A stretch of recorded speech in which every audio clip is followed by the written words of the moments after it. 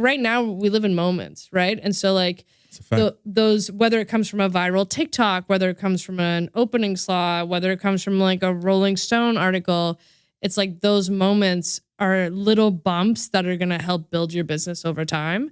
And so it's like, how do you build a content strategy that's based off of all the moments that you've planned for yourself? So when you're starting out, if you don't have those moments, how do you fabricate them? You do them with shows, you do them with, you pay for a press person, maybe you get a radio interview, you do podcasts, you know, like you start collecting these moments over time, and those moments help build an artist's career. If you're not doing anything, you know what I mean? Like nothing's going to happen. The song's out.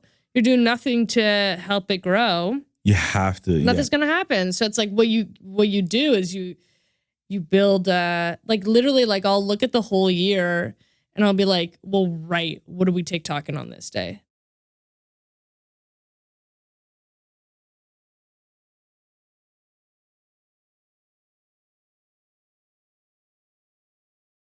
Laurie Lee Boutet, how are you? I'm good. How are you, Ryuz? I'm good. Thank you for coming over here. Listen, out the gate, I want to ask you, Billboard Canada Manager of the Year. How does that feel? It's amazing. It's amazing. It's very surreal. Yeah. It's well deserved. Thank you. You're crushing it. Thank you so much. You're absolutely killing it. You and the beaches and the acts that you have. It's been an amazing journey to watch. We've known each other for a minute. Yeah. It's been almost 10 years, which is fucking crazy. I think it's been over 12 years. I was actually thinking about say it. That. Yeah. It's funny. I actually think about this story often. And it was the first time we met. I don't know if you remember this. In the Chevy Cobalt?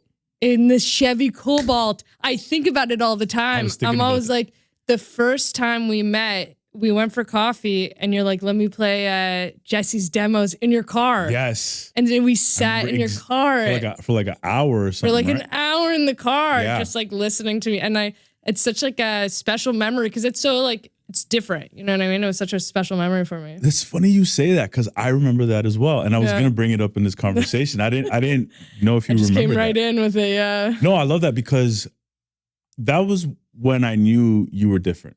Because you worked at the label, and there's definitely people at Universal Music Canada who I got love for, but that was the first time ever meeting you, and you just came from the UK, and you were A&R, and you came over with Rich Castillo. Yeah. But I remember we connected because somehow you heard of Jesse's music or whatever, and I was managing her, and when I played you the demos, the way that you heard it and the excitement that you had, it was just different, and you were just like, so passionate about Jesse and the music. I'm trying to remember the name of the song and I can't, but I remember the artwork. Yeah. And we were listening to it on SoundCloud, a private listing. Yeah. And you were just so specific. You were very intentional with what you were saying. It was just, and I remember that and you gave me a lot of confidence in that moment in the car that Jesse's a star, 100%. Yeah. Oh shit. Yeah. Thank you. Yeah. It's funny because like it's one of my favorite memories of like meeting artists, you know what I mean? Because you meet them every day, and I remember just being like blown away listening, and literally in your car, it was like raining outside, you know, like, and the two of us are just in the fucking car, you know, just jamming to it, and it was a special moment. I loved Jessie. I thought she was so talented, and I mean, I was young too, like just starting out. Like I'd been around for a couple of years, but the passion that you have when you're really young and an A&R, and like I wanted it so badly, you know, I wanted to win so much from a really young age. The first time we ever had a label meeting at Universal was because you set it up. Yeah. And we had that meeting there, which was a hilarious meeting, by the way, because it was just so, God, yeah. It was amazing. But you brought in like 5 or 6 different people into the meeting. Yeah. But that was the first time we ever did a meeting ever at a major label. So yeah, I remember all that. It was very early on in our careers. Yeah. Yeah. But now, Manager of the Year. Manager of the Year. What does that feel like when you're up there, you're accepting it, your girls, the beaches, you know, they're introducing you. Yeah. You got a nice speech, they're crying. Yeah. I mean, like I don't know. It's funny because you don't go into it expecting to become of the year as a manager, you know, like I live for my clients. I have such a passion in seeing them succeed, you know, and when they win Junos or anything, you know, I'm there on the sidelines crying for them. And I think it was really fun after kind of like the crazy 2 years that we had to be able to share the moment together and for them to be there and for them to write a speech and to, I don't know, there's so much love that I have for my clients. And I think it's also very rare to feel the love back from your clients and sharing that moment with them and being able to do it together and having them, like, I was crying my fucking eyes out during that speech. Like, that alone was like, you know, it was like one of the, I was like, this is one of the best days of my life, you know? And it's just like to have your clients appreciate you and recognize you for what you do. And then, and obviously the industry, like, it's so great to be recognized in the industry. But yeah, it was pretty surreal. It's cool. To your point where you're saying that your artists reciprocate the love, there was actually a moment before the event kind of started and I saw you hanging out with them and you guys were all just laughing it up, cracking jokes, and you don't really see that kind of dynamic relationship with the artist and the manager. Not like that out in the open, at least, you know what I mean? So it was nice to see that. I'm like, oh yeah, they genuinely fuck with each other. Yeah, it's great. Yeah, I mean, like, we fucking laugh, you know? Like, honestly, it's been like the most fun I've ever had in my life is kind of been in these last few years doing it with the band because they're literally some of the funniest people I've ever met in my life, and being able to go through this together and experience it together and do it with all women is like, and laugh and like scream and like, we like cry of laughter 90% of the time. So that's good. That's good. You get into this business and like, it's one that everybody looks at from the outside looking in. And you're like, oh, this must be the most amazing and most fun thing. But it gets very real very fast and a lot of pressure. But you got to remember at the end of the day, it is the music business. We did get into it to like never grow up. Yeah. Almost, you know what I mean? You got to have fun. Oh my God. Yeah.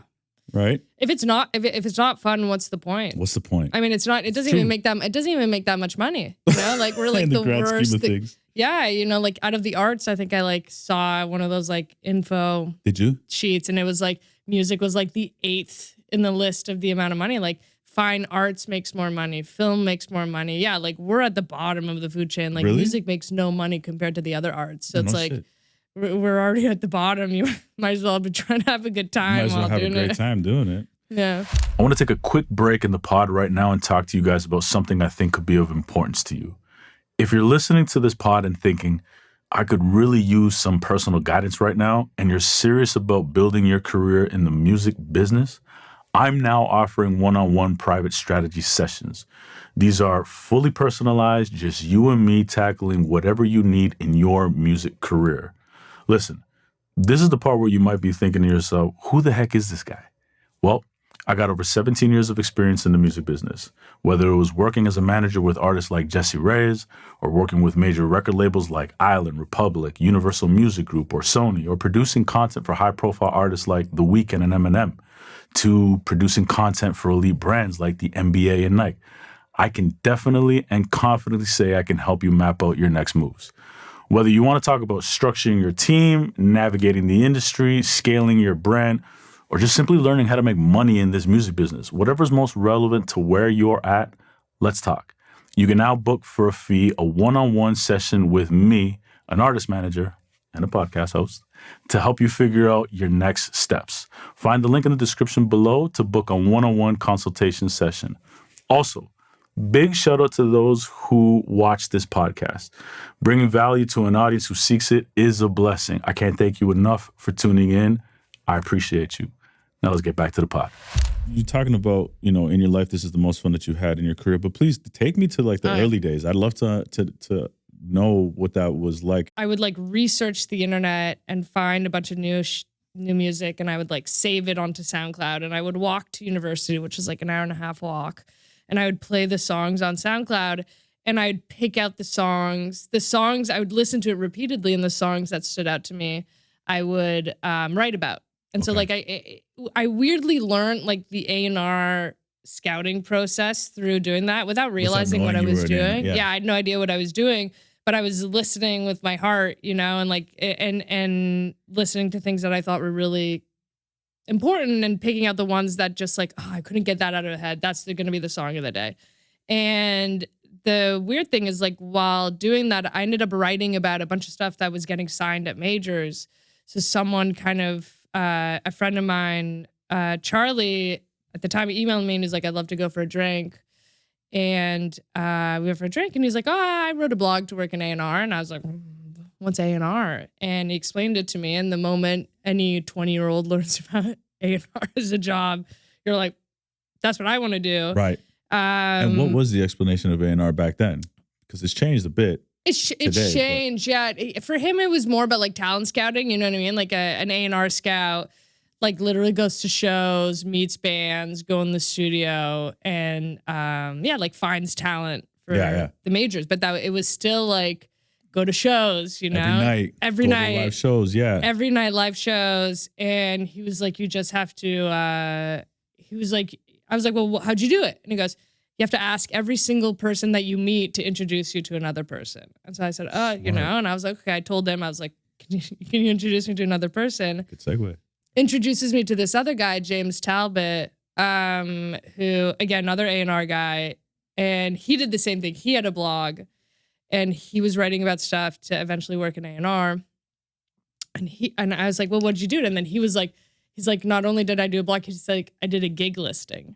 So he's like, every Sunday I would write out all the shows that were important in London, and I would email every single A&R that I met my gig listing the day before I would put it on my blog. And I was like, wow, that's genius. So on Sunday, because I didn't know the venues or the industry well enough, I spent 6 hours on Sunday listening through every single band that was playing in every single venue. Based off of that blog? Like in London. I would like literally research in London venues and I would go through every single act and I would write a little gig listing, and every single person that I met would get my gig listing email, and then on Monday I'd publish it on my blog, and like that. And then people would email like, can I go on your gig listing? Can I go on your gig listing? And I just like, and then it's funny because like, again, at the time I didn't realize what I was doing, but I was actually networking. Yes. And so and then he'd introduce me to another person, and then that person introduced me to another person. And I just, you know, and it was so fun. At the time I had no money. I was broke as hell.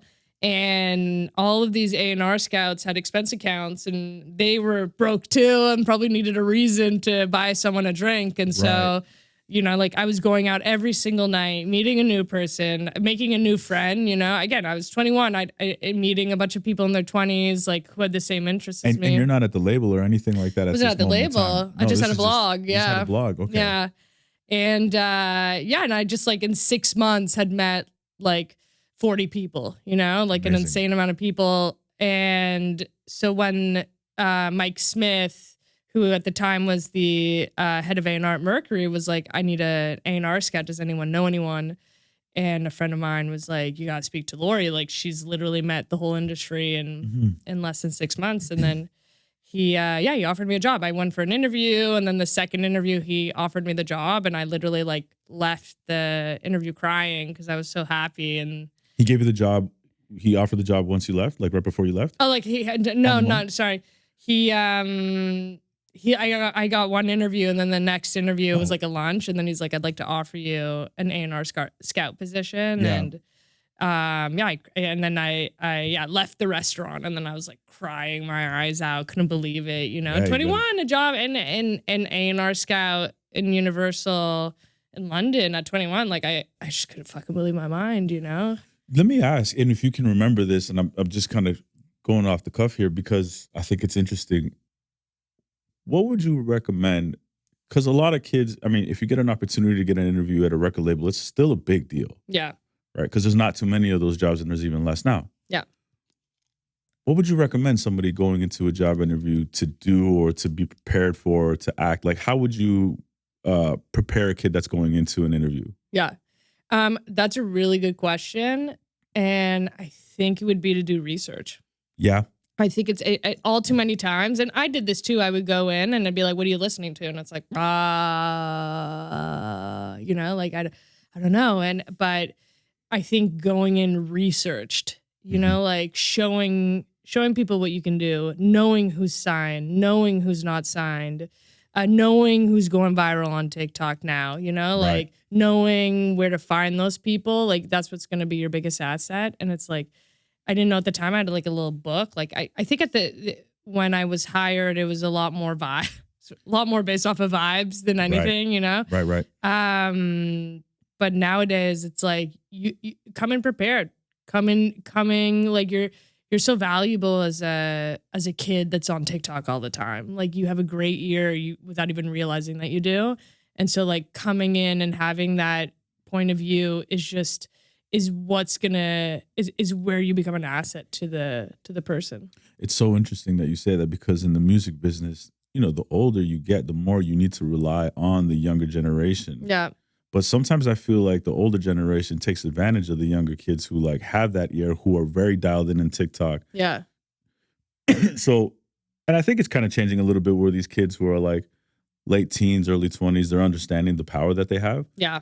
But there's real value in that. And if they do have a network or they do have a following or whatever it may be, they should leverage that, because there is opportunity for them, whether it's creating their own agency, whether they want to go and work in corporate at a record label, or if they want to just be an entrepreneur themselves and do it all their own and continue building that out.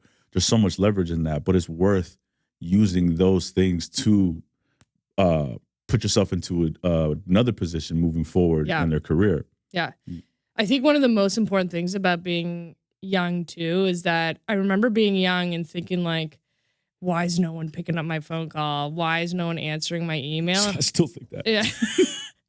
I'd get really frustrated and I'd be like, how do I get to this person to Spotify? How do I get to this person at Apple? How do I get to this label person? And what I didn't realize is that the networking and the friends that I made when I was young and grew up with, they grew up with me. Yes. And so like when I got to my 30s and when I'd been doing like, you know, I've been doing it for almost 15 years now. And now anyone that I need will pick up my call because they were my friends, you know, and they were there and we all grew up together. And so like what you don't realize when you're young is the networking that you're doing young and the time that you're spending with your friends. Like they're all going to grow and they're all going to be like, some people, of course, like music's hard and some people don't last, but a lot of them will grow up with you. I mean, when I was young, I lived with my best friend, Jamila Scott, who was an A&R person at Polydor, and Chris Millian was the bassist for Luna George. And the three of us lived in this little Dalston apartment together, and you know, Jamila and I were competing people, and we never told each other where we were. You know, like it'd be Saturday. And you're living together. Yeah, I mean, I'd be like, where is she? I'd be like, she didn't sleep here. I'm like trying to look for gigs outside of the city to see where she would be. But you know, like now, 15 years later, like Chris manages Biba Doobie, Jamila manages Aurora, and it's like all these people that I lean on and call for advice or exchange notes with. And it's like when I was younger, I would have been like, what's the path? But the path is what you grow. The path is staying in it. The path is staying in it.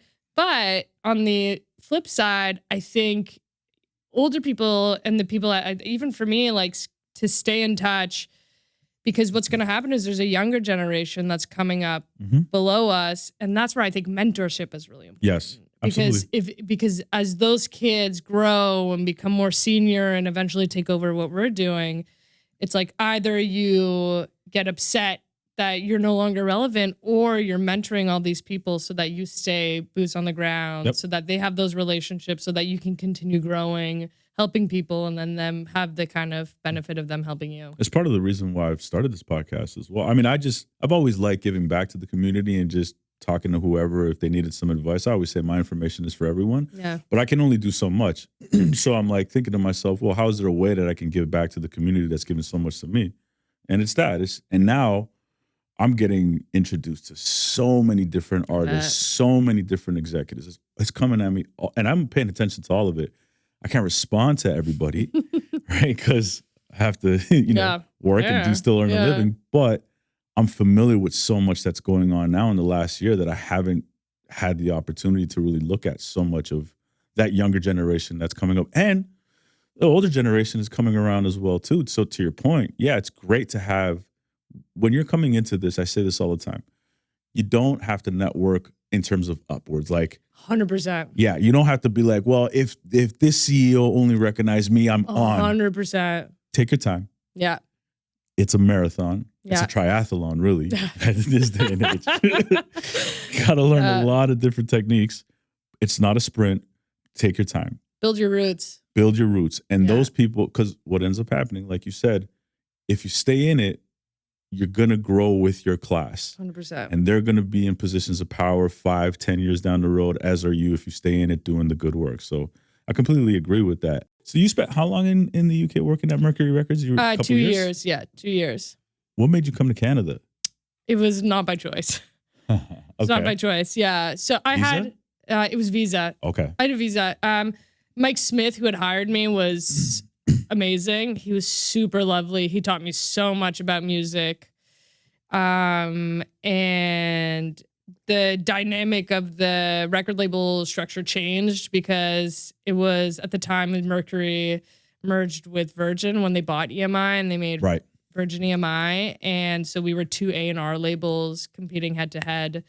And then eventually they merged them together. And so right when my visa was to get renewed, I got a new boss. And he was like, look, he's like, we're not gonna renew your visa, but he's like, if you want to go home, we'll help you get a job at Universal Music Canada. And I was like, I think at that point I was in limbo for a while. So I just said, fuck it, I'm just gonna go home. And it's funny because I called and I emailed, like I spent like 2 years networking, and it wasn't even a network, it was like hanging out with everybody, knowing every single person I could in the UK. And so when that happened, I called everyone and I was like, whoever you know in Canada, like call them, email them, like let them know I'm coming. And Randy Lennox, the first email he gets, hi, we would love to introduce you to Laurie. She's moving back to Toronto, great A&R scout here. And he was like, oh, wonderful, Laurie. Like, we'll schedule a meeting. Second email, hi, Randy. This is you. Because I just like went rogue. I hit up everyone. It's, hi, Randy. Yes, we're already in touch with her. Smart. Third email comes in, like then it was like this. At the 6th email, he was like, the moment you come off the plane. That's a good impression. Yeah, I'd be like, the moment you're coming off the plane, you're coming right to the Universal building. And walked into the building and he offered me a job on the spot. So you know that he's getting peppered with emails left and right? Yeah. Well, because I'm on copy. Oh, you're on. Please meet Laurie. Yeah, this I'll never forget it. The moment you come off the plane, like the 6th email. And then he offered me the job on the spot, and I took it. So, but how come you and Rich came at the same time? So, because Rich came over as well, but he's like proper. Oh my God, it was like the biggest blessing that had ever happened in my life. We did not know that we didn't know each other in the UK. Say word. I thought you guys, it was like a package deal. No, it wasn't a package deal. It seemed like a sports trade almost. Like Rich and Laurie are coming over to Canada. Yeah, we were like a gruesome we'll give you twosome cash. For 2. Yeah.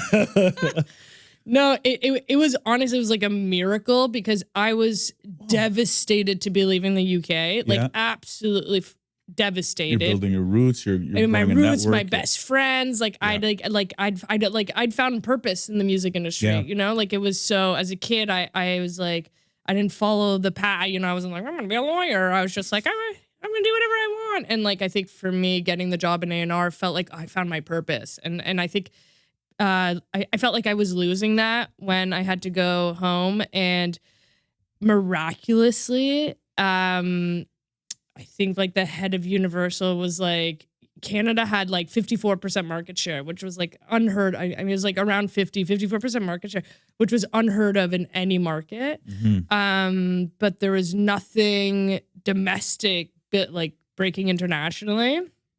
And so they're like, why don't we bring an A&R person from the UK or from, I think they like looked in the UK or the US, and Rich was the one who ended up getting hired. And at that point, UK was super hot. Super hot. You had like Sam Smith, Ed Sheeran, Adele.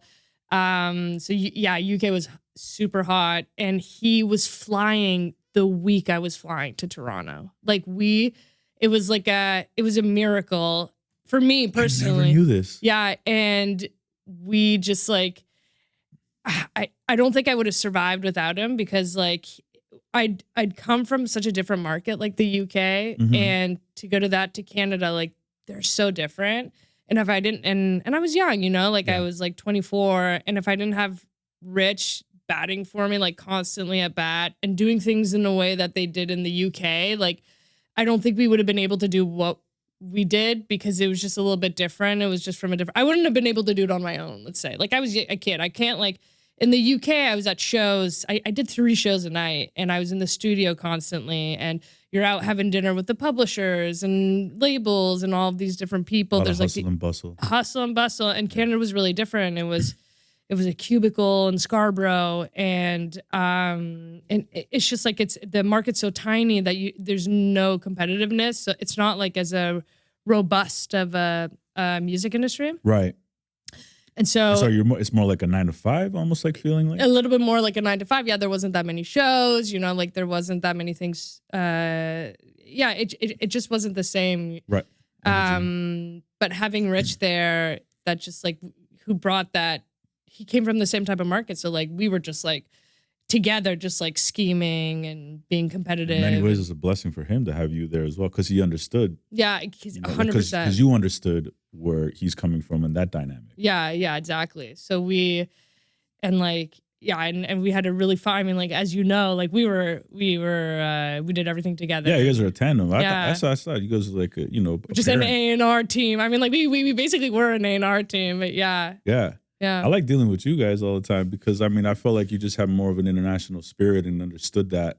I think the one thing that was really interesting for me with you guys is coming from the outside and coming into this territory. It was relatively new. Nobody's really ever did that before you guys, from my understanding, at least the time that I was in the business. But you guys had a whole different type of lens. It was like a lot of passion. Yeah. and which maybe because I'm Colombian, I don't know, but like I love that shit. To me, it's like that's what I want in my A&R. Is I want somebody to be like, like this is gonna be the next biggest thing. How the fuck do we explode this thing? How do we make this be the greatest thing in the world? Yeah. That's how I thought this was supposed to be. I think we meant it. Like we both wanted to prove something. You know, like we really wanted to come in. We wanted to prove it. We wanted to sign stuff. Like we were trying to sign things together. And he's very infectious, Rich. You know, like just being around him, like his energy is infectious. And he taught me so much about like not caring. I mean, you know what I mean? Like he taught me, like he would laugh at things that felt incredibly scary or would hurt my ego, or like I don't know, like if like we'd signed an act together, and we spent all afternoon writing these mix notes and of what we were going to send back to the artist. Like we spent a whole afternoon sitting there, and we thought, okay, these are great, we're going to send them over. And the manager was like, no, we're good. And like rather than be like, assholes, he just laughed. Yeah. You know what I mean? He just like, and I think that like just taught, you know, he'd laugh and he'd be like, oh, respect, you know what I mean? And that was it. And I think that like it was just like water. Yeah. Like it's just like it was nothing, and like nothing's ever anything. And like if he got, I don't know, if someone didn't want to talk to us or if something happened, he never let it bug him. He laughed it off and moved forward and be like, yeah, I get it. And he's like, the game's the game. And it's just like, he kind of made me detach myself from the industry, like not take it as personally, and just like, it is what it is. You know what I mean? It's not personal. And I think the fact that he would laugh, it was very infectious. And then now I laugh at that type of shit too. And also, I would say that there was almost like a different time, a bit of a changing of the guard where independent acts were doing it by themselves, right? Yeah. So maybe the weight of being at a label didn't have as much pull as it did before. So was that some of the challenges that you'd run into when you were some of those things where you say like, oh, they didn't want to talk to us?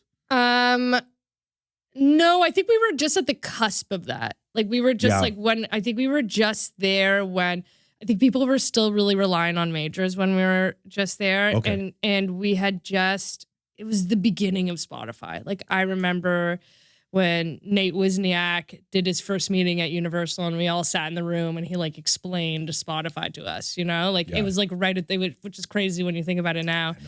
I know. Took me forever to understand it. Yeah, and the shift hadn't happened just yet, but it was starting. Like it was like Something was different? Something was different. It was still, our biggest issue was always that the acts were signing to the US and not to Canada. Mm-hmm. It wasn't, we weren't competing with the independents. We were competing with the US. Yes. Whereas like, I think now the majors compete with the independents more than markets. Globally. You know? Yeah, globally. Yeah, exactly.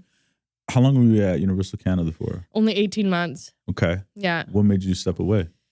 I think I realized, especially in Canada, there's a real lack of infrastructure. You don't say. Like, yeah, we have, I just like, there is so many incredible talent. Yeah. Like, incredibly talented artists. Yep. And there were so many people and they had no guidance. Yep. And it's just like, by the time they were, like 26, they're like, I should probably write a chorus. Do you know what I mean? And it's like, you should have done that at 18, but they don't know. They're just like, they had no guidance. They didn't know how to move forward. And it was just a little bit of the blind leading the blind. Well, and why do you think that is here in Canada, that happens?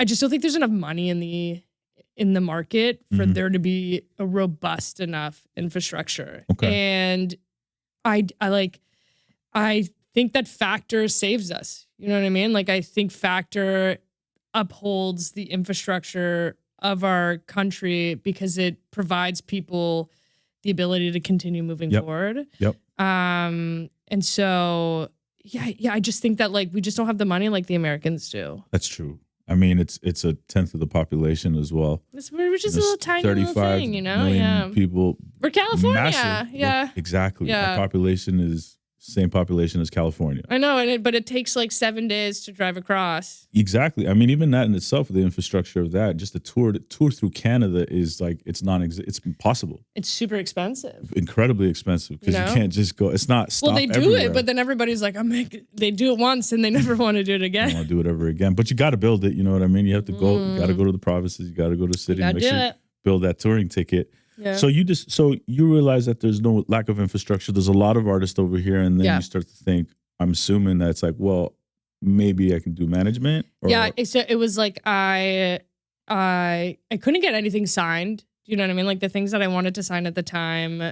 I mean, I also like when you look back, I was like just like a very enthusiastic 24-year-old. You know, like I just it was hard to sign people because everybody like they have one meeting and you'd get one email from an intern at Interscope and everybody be like, sorry, Laurie, we're speaking to Interscope, and it'd be like an intern. So like the intern is sending the email to somebody that's working at Universal Music Canada, and it's nothing you can do about it because the artist is going to be like, yeah, I'm going that way. I'm going that way. No, I'll be completely honest with you. I even though we took the meeting over at Universal Music Canada, in the back of my mind, I said, we can never sign to Universal Music Canada because of the red tape. X, Y, and Z, yeah. X, Y, and Z, which I've described in the podcast here before. But ultimately, I just said, listen, if we want to be an international act, we have to think globally in the US. But in and around that time was that time where you're seeing Chance the Rapper blowing up independently. And we have a relationship with Pat Corcoran at the time. He's schooling us to a lot of this stuff. So now we're building everything that we can, these assets behind the scenes, and then we put our figures, and the world opens up like that. Yeah. So it's everyone calling, from Tom March to Darkest to the David Masseys of the world in the US and the Sonys and the Stringers. So it's at that point it's like we're gonna go that way. But I just never thought that it made any sense to do a deal in Canada, and also partly because I worked at Mad Rock Entertainment, which was like a production company, and I got to see like the unfortunate side of it was, working with artists who were signed to the major label. And this isn't a knock on Universal Music Canada or Sony or any of them in Canada, but it's just the truth. At the time we were doing music videos and we had to rely on the grants, which was much fact at the time. If an artist that was signed to a label didn't get the grant, I, in my mind, being young as well, I'm thinking like, no, it's all good. They're signed to a label. Yeah. Go back to the label.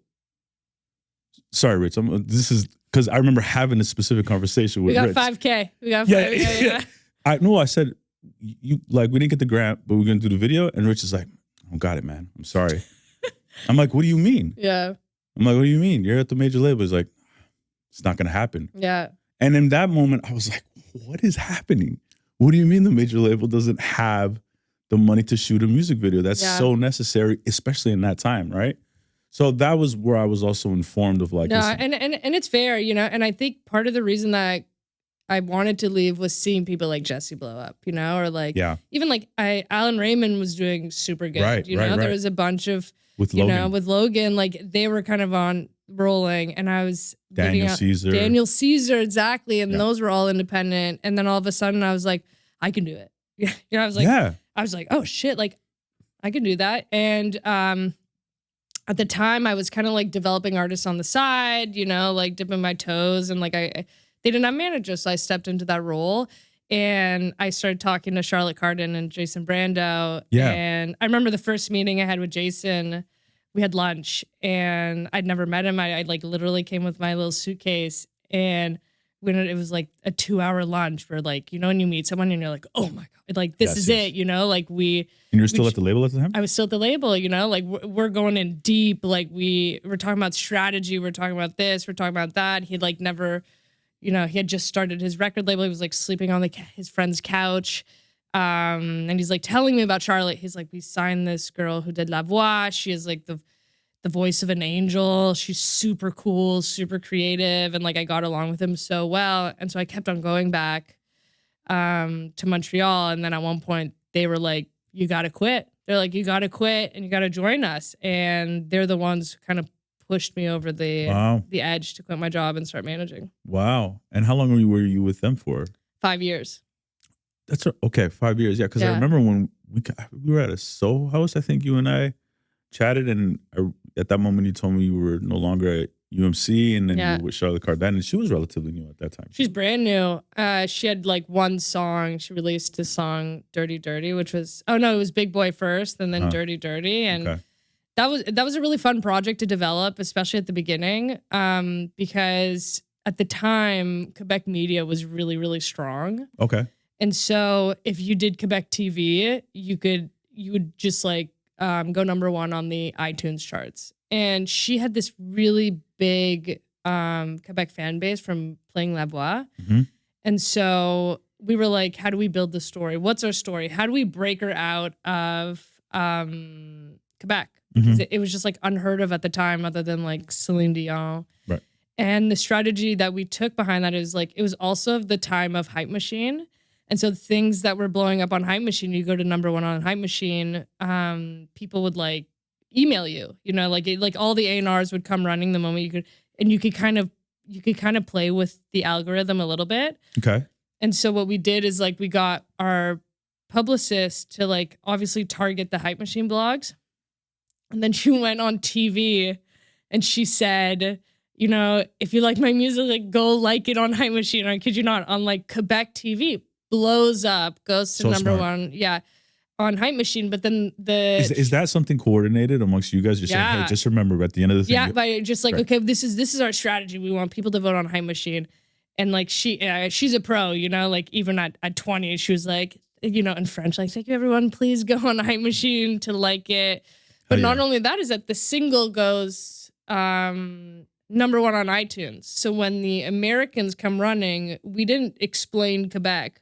We said number one on iTunes. We went number one on Hype Machine and went number one on iTunes. And we hid the fact that the market was like this like weird microculture, and we made it feel like it was number one in Canada. But it was number one, but it was really number one in Quebec? Yeah, it was number one in Canada, but it was because people in Quebec would buy it.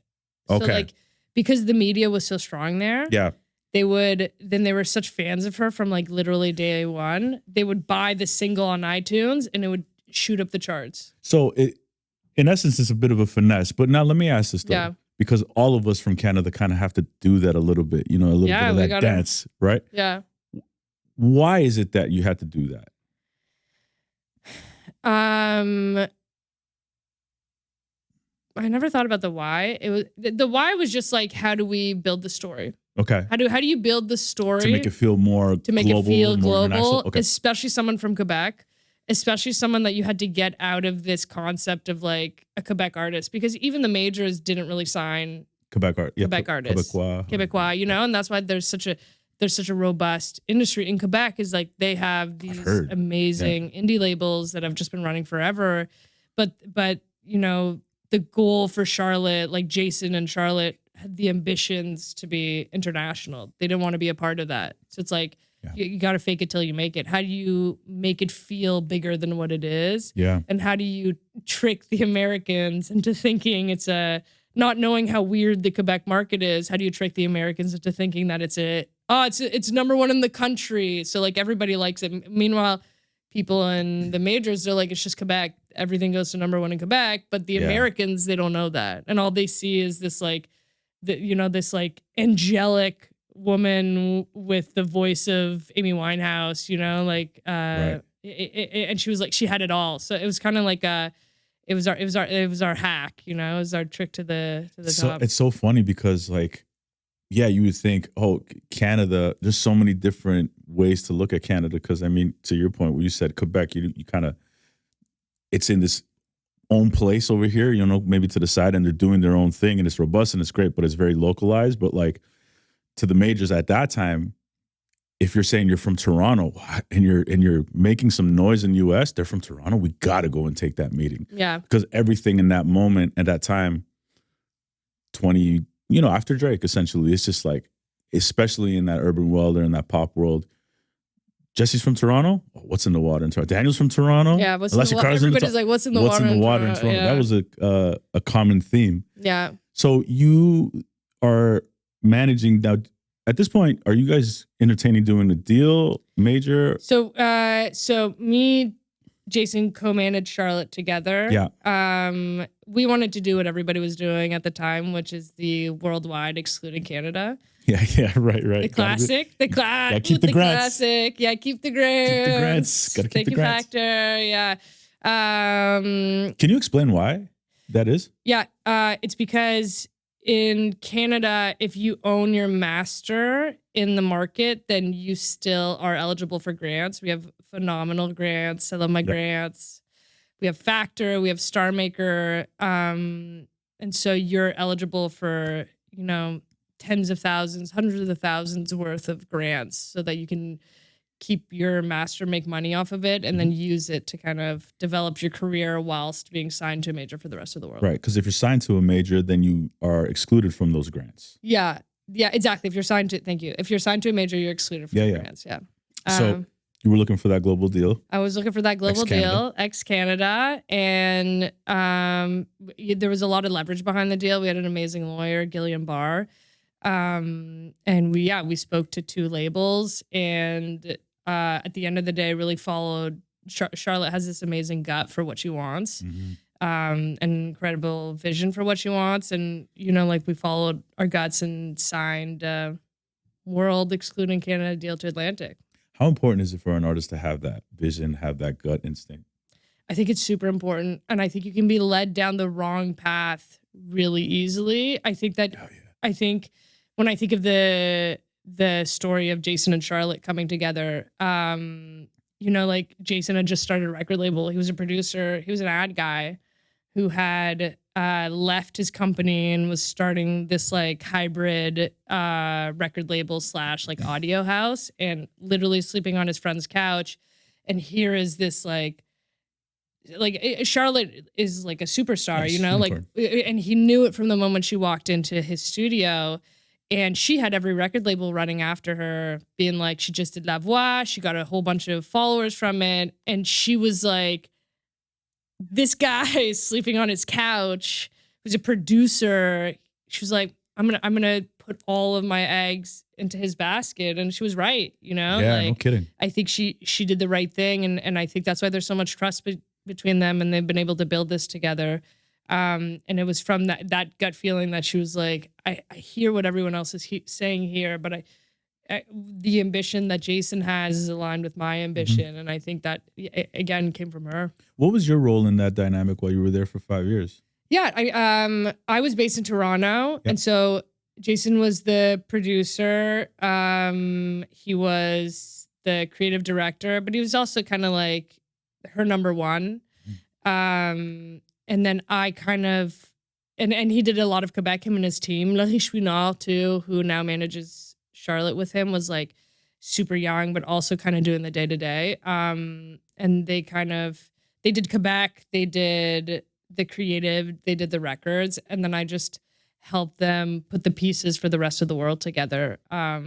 Like help them find a US lawyer, help them get the deals in America, put them in touch with agents. Like I kind of weirdly did the overall strategy and the top level view, but it probably comes from your background in the label, right? Well, that's exactly it. Is exactly. And he had come from a different world. And so I was like, here's my experience. And when you're young, you're kind of like a sponge. So like you hear what everyone else is saying, maybe without understanding it. But when you're around it for a long time and it comes out, I'd be like, no, we're not doing that. You know what I mean? Because I'd have like the anxieties of being at a label come out of me. But interesting. Yeah. So like I'd be pretty like brutal and cutthroat with my views, which came from the views of a major. But it was just like what I'd learned at a major. It was like, no, we have to approach it here. Or like even just like how to be approachable to a label, like how do you, like at the beginning, they didn't want to do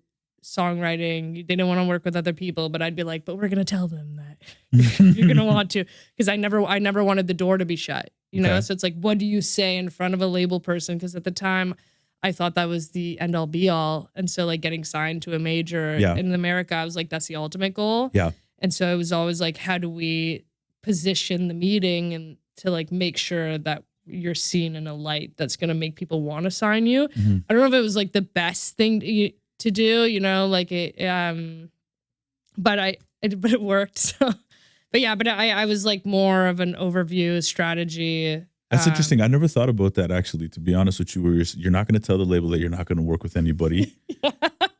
But it makes a lot of sense because there's going to be an A&R in the building and be like, well, what do they need me for? What are we going to do what for? Are we gonna do? That's so interesting. I never even thought about it that way. Okay, so you had like this really robust idea because you learned so much from the label side, and then you're bringing that into the management experience. Is there anything else that you remember from learning on the label side that really has helped shape your management career? Yeah. I mean, I'm so lucky I started in the UK because I think that the UK has some of the best music in the world. Yes. I think it's the most sophisticated. I think it's the most cultural. I think it's funny because like I don't think sometimes it translates globally because of its sophistication and because the UK wants to be sophisticated and be better at music than everyone else and have interesting tastes, which is fine because you make fabulous music.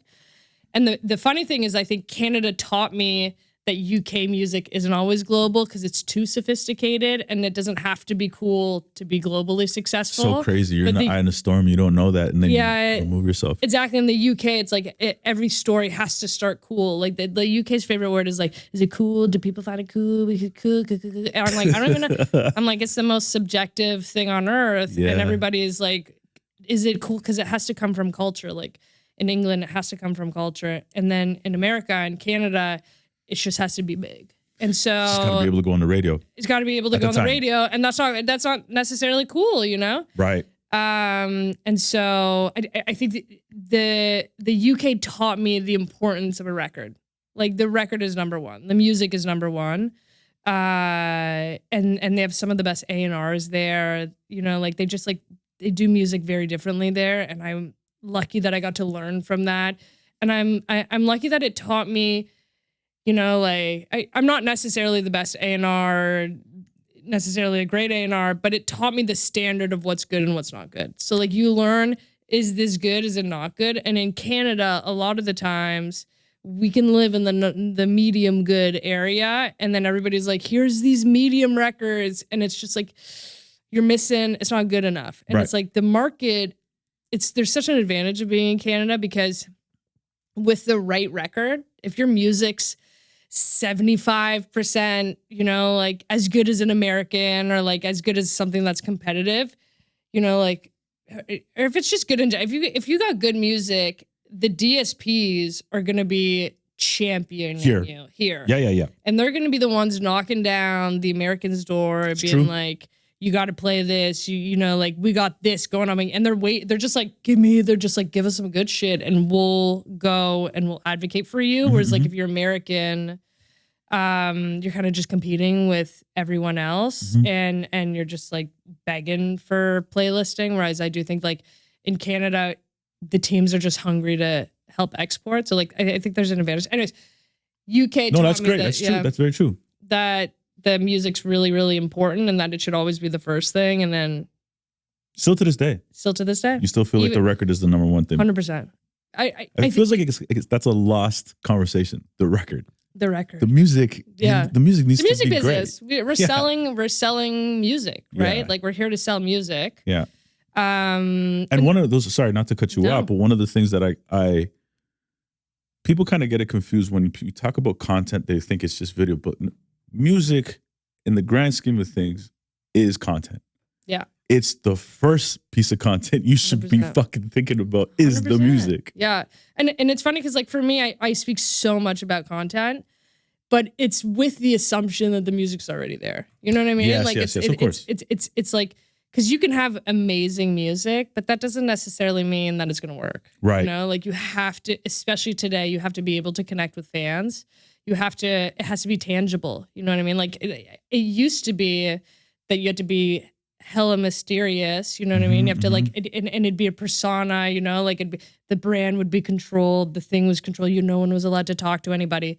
And it was this like the weekend, the ultimate mystery. Yes. And now it's just like done a complete 180. And then now it's like, how are you connecting with your fans? How are you relatable? How do your fans feel like they're a part of what you're doing so that they personally feel connected to the music that you're doing and then they want to repeat listen? So mystery doesn't work anymore. Like I don't know of a single mysterious breakout act. It's all too much. Like you're all telling me a little bit too much about yourselves, you know? It's true. But that's just like, it's how you connect with fans and it's how you build loyalty amongst fans. Yeah. The behavior of the consumer changed. 100%. Gen Zs. Yeah. Millennials got older. Gen Z came in and they're like, we don't want to feel like you're too cool for us. We want to feel like we're a part of what you're doing. We don't want it. Does forget the whole polished shit. It's looking like commercial shit. No, I hate that shit. Yeah, exactly. You step away, or you're now no longer working with Charlotte. What year is this? This is the end of 2019. Right before the pandemic. Yeah, great timing. Yeah, yeah. Okay. Yeah. What made you step away from that? And they very politely parted ways with me. Okay. They parted ways with me. But it's funny because I said this to someone the other day, is that in hindsight, I can look back and like that happening ended up being one of the, I'm not gonna say the best things in my life. It was actually horrible when it happened. I was devastated. I loved them. I felt like I was losing my best friends at the time, but it needed to happen. Yeah, sure. And it needed to happen for me to have the room for the beaches. Like it, of course. And it's like when I've never been a spiritual person, but it's funny when you're a young music industry person, it's kind of like, this industry's rough, it's horrible, blah, blah, blah, blah. They kind of like drill you into like being this like really bitter. Yeah. Yes. I hate everything. Yes. Nothing matters other than the success. And then going through that was really devastating for me. And I was like, oh my God, I was like, I couldn't see myself. I was like, what if that's the only artist I ever have? You know, like what if that's the biggest I ever go? And as funny as Daniel Lieberberg, who was the head of Universal Music Germany at the time, was like in Toronto and messages me and he's like, do you want to come to a museum? We go to this museum. And I end up telling him like the whole story. And I remember he was like, this will not be your biggest act. He was like, this will not be your biggest act. And at the time I don't know, like I really needed to hear it. You know what I mean? Sure. Like, especially somebody at that level. Someone at this like super. Just that one person, right, that you have a lot of respect for can change a lot of things for you. Just the right message. Even, I mean, opposite of that, it could be the wrong message somebody's sending to you and you could believe that shit. But fortunately, you had him there to tell you that. Yeah. It's amazing. And it's funny. So then I like kind of went down this spiral of like, what am I going to do? I had a few clients, but I'd lost my big one. Yeah, I was like kind of looking for work. I was like, I'm just gonna tell people I'm open for business. Like I never cared. I was like, I'm not gonna like hide and be coy. I was just like, I'm gonna tell people I'm open for business. And that's a hard thing. I don't know. Tough. Yeah, it is tough. I mean, yeah. And out of nowhere, Kieran from Arts and Crafts emails me And he's like, do you want to go for coffee? We'd love to catch up. How much longer, how much time in between? It's about like 6 months. So maybe four, maybe 4. Maybe 4. Pandemic hadn't started yet. So like maybe like January, December. It's a long 4 months. It's a long 4 months. Yeah, right. And Kieran is like, hey, you want to catch up? And it's very funny how he tells this story because he was like, we're actually looking for a new A&R person. Nate left. And I was like, let me think about it, get back to you. Like, he wasn't even offering me a job, but I just like went into I was like, thank you so much for the offer. Let me get back to you. And like, he tells his story. It's like literally just like, he's like, we hadn't offered it, but he was like, I guess on the table now. I guess. Yeah. And I ended up consulting. I still wanted to manage. I love management, and I ended up consulting at Arts and Crafts. And the first day that I started was like the day of the pandemic, and I'm so grateful that I had it. Like that working at Arts and Crafts and consulting was like, it was like the best thing that could have happened during that time. And how come? Just because pandemic happens, nothing's happening anymore. So like, all I had is these like Arts and Crafts meetings, you know what I mean? And you wake up, there's a meeting every day at 10, and it'd just like be Kieran making jokes, and there's a sense of normalcy into like routine into what we were doing. Yeah.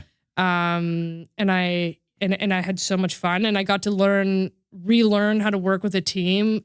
Cam Reed worked there at the time, and like he was the most genius marketing person I'd ever met in my life, and he taught me so much about marketing and seeing it in a different way that I'd ever seen, like understanding the story of the artist and diving in and getting to the root, like what's the message. I'd never understood what people meant by that, and I think Cam did a really good job at teaching me how to do that. And just like, being around people, talking to people, you know, or else it would just have been me and my clients, but just having people to go through the pandemic with, and I was really grateful for it. I had a lot of fun.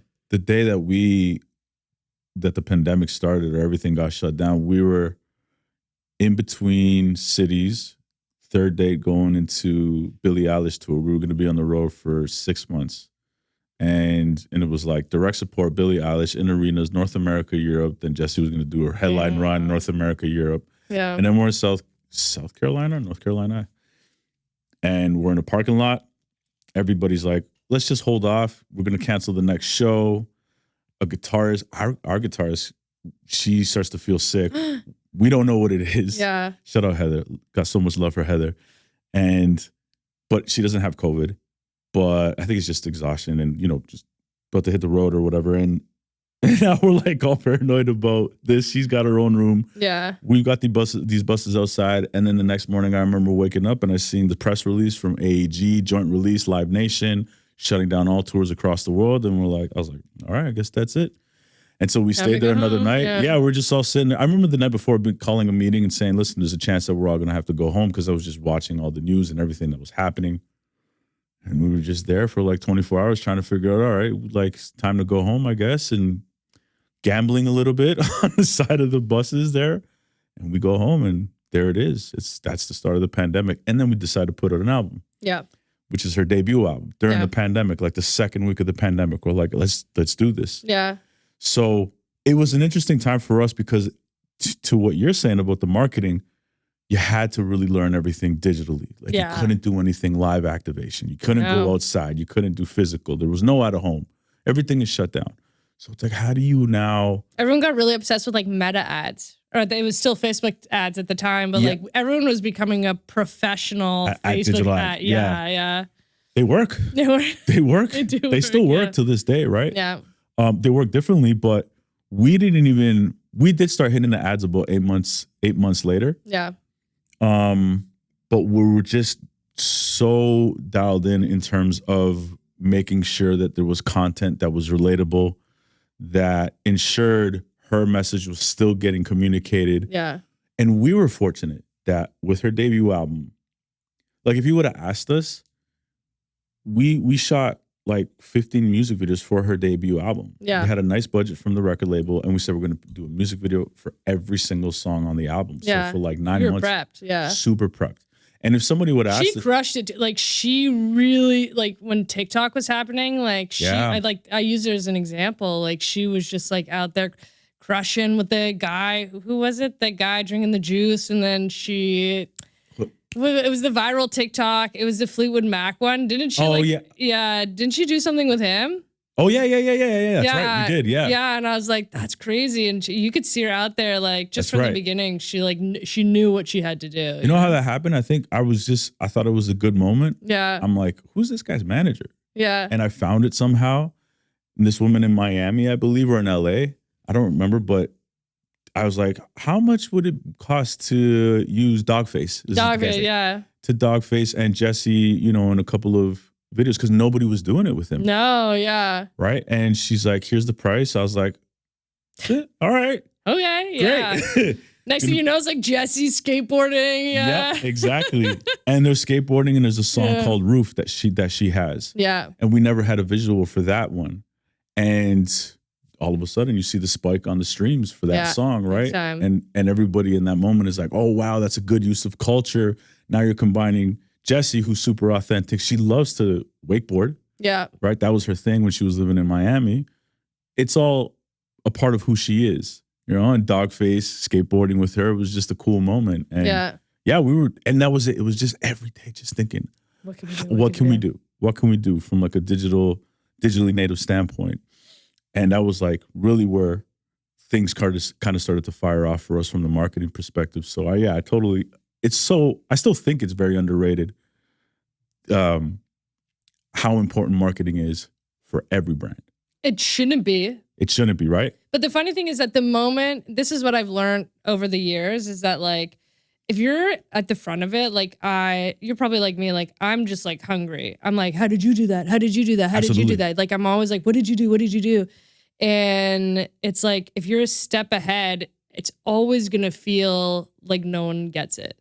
Like, because by the time people get to, it's like by the time everybody's TikToking isn't going to be the thing anymore. Yes. It's going to be this, it's going to be, there's always one step ahead. And if you're staying there, then you're always going to be like, isn't it obvious? Isn't it obvious? And feel like people aren't catching up because people are reluctant to. How are you dealing with that when you're staying one step ahead and people are pushing against that? Like, what are the conversations to get people on the same page as you? I think it's my clients are really open to that. I think I learned through the process of doing it for a while, the type of client that works well with me and the type of client that doesn't work well with me. I think that people who are like music purists and just like want to make a record and play a live show and don't care about marketing their record and the music speaks for itself, you're gonna hate me, you're gonna.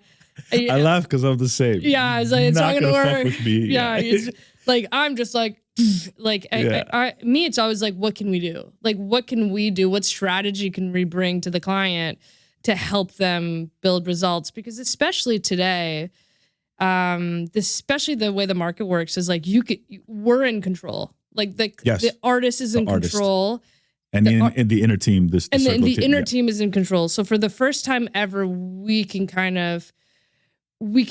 dictate. You can dictate 100% as long as you get the results. But the way that you get the results is through the work, right? And the work comes from doing the digital stuff, doing the marketing. So like, I'm obsessed with CRM and I use Laylo. There's a bunch of them out there, but I love my Laylo.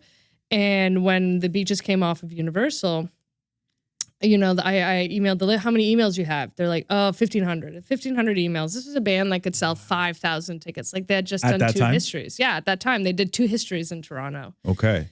And I was like, I feel like this is important. I don't know why. I kept on getting those emails like, build your email database. And I like would have the calls and I would like listen, and then they'd be like, give a really expensive amount. And I was like, And then it wasn't until someone introduced me to Laylo, and Laylo was really fun because, the first one was if someone replies to a DM, a story, you could like reply to the story saying like happy. Yep. And then that's when the sign up comes in and it became a game. Like I started gamifying it.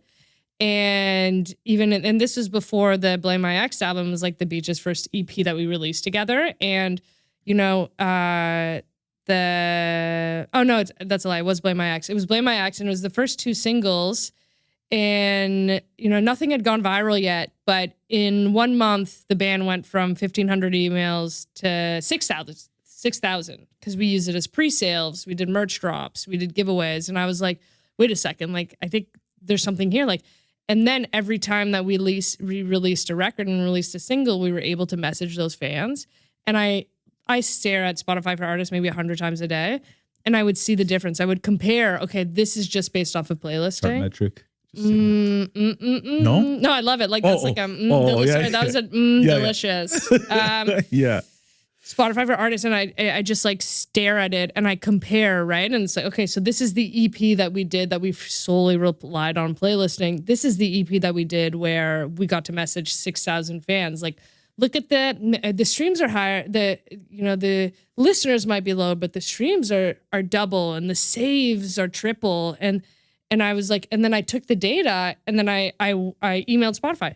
Hey guys, you know, like, amazing. Look at this last EP, we did this, you know, I know maybe you didn't support it as much, but I just wanted to show you that, like, look at the data, look at the difference. And then, like, they do what they want with the information, but at least I had, you know, they're always like, what is your marketing tool? What are your results? And then I'm like, hi guys, here are our results. And it was the first time I felt in control. And I said, I can control this metric. I can do proof of concept. I can prove that it's going to work. Yeah.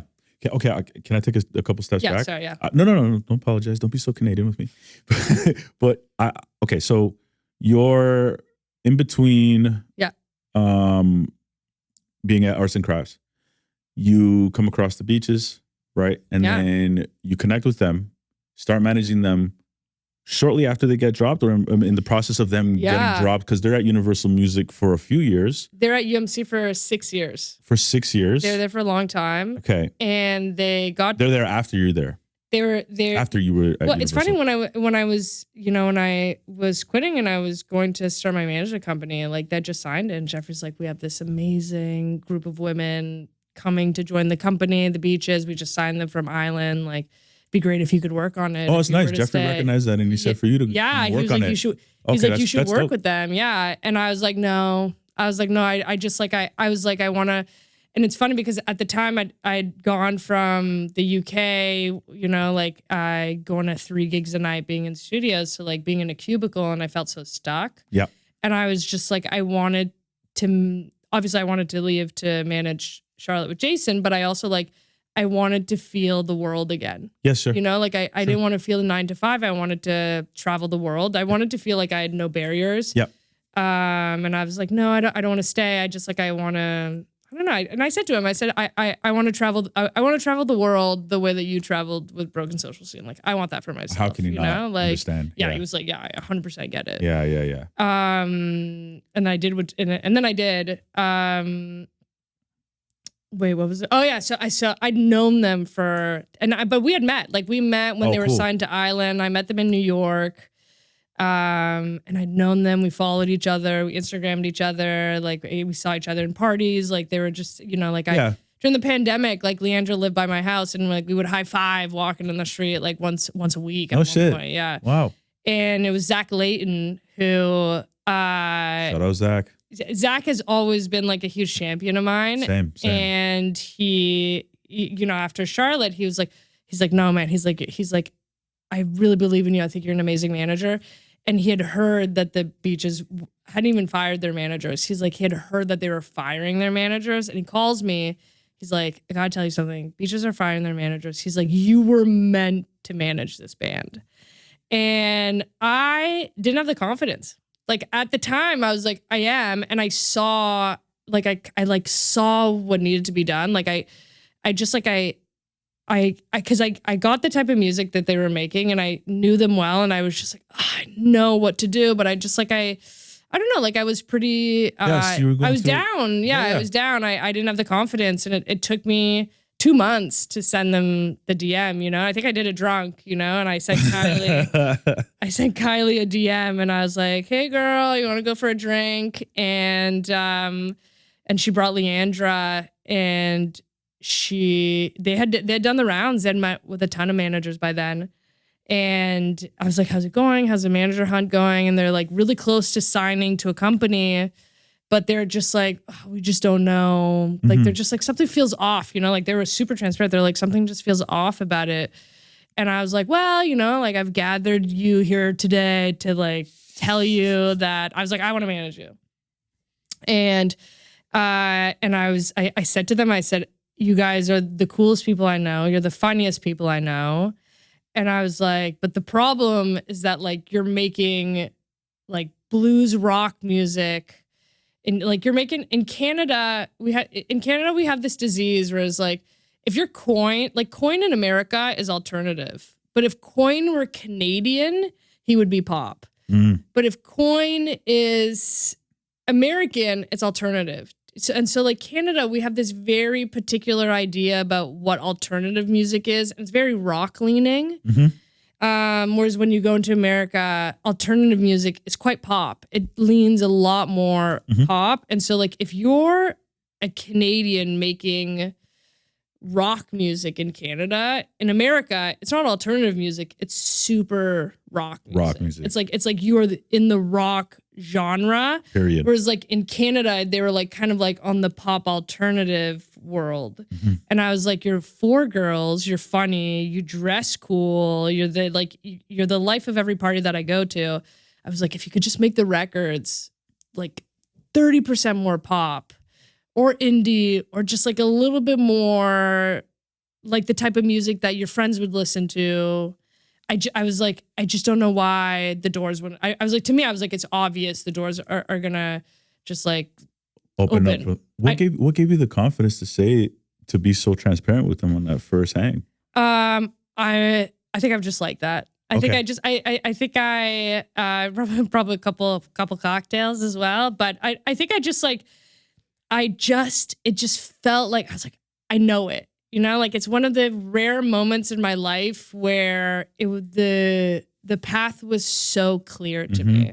And I just like was like, I just know if we change this and we change this, it's gonna happen. And I had blind belief, like I really believed in them. And then they, and then Kylie and Leandra like, oh shit, like we want you to meet Eliza and Jordan. And then I sat down with them, same thing, had few beers in, and I'm like strategize, lots of hand movements, and they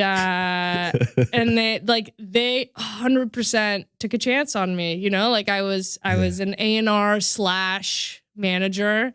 I had, the people that I was competing with for management, compared to them, I didn't have much, Right. but they just like, I don't know. They followed in the same way that Charlotte followed Jason that time. I think, especially Kylie. Like Kylie was like, she always says to me, she's like, "You're the best decision I've ever made." Where they just like they had this feeling that was, she sees us and she knows what we want to do and can translate it in a way. And then we kind of hit the ground running. Yeah, from there. I was like, exactly. Hit the ground, exactly. And now you're talking about CRMs, but talk to me a little bit more about, because I can talk about this shit forever. Yeah, and I want to talk about it forever. Yeah. So what is CRM? Just for those who don't know. So like customer relationship management. Yeah. I believe. Yeah. Yeah. But essentially, what does that mean in a nutshell?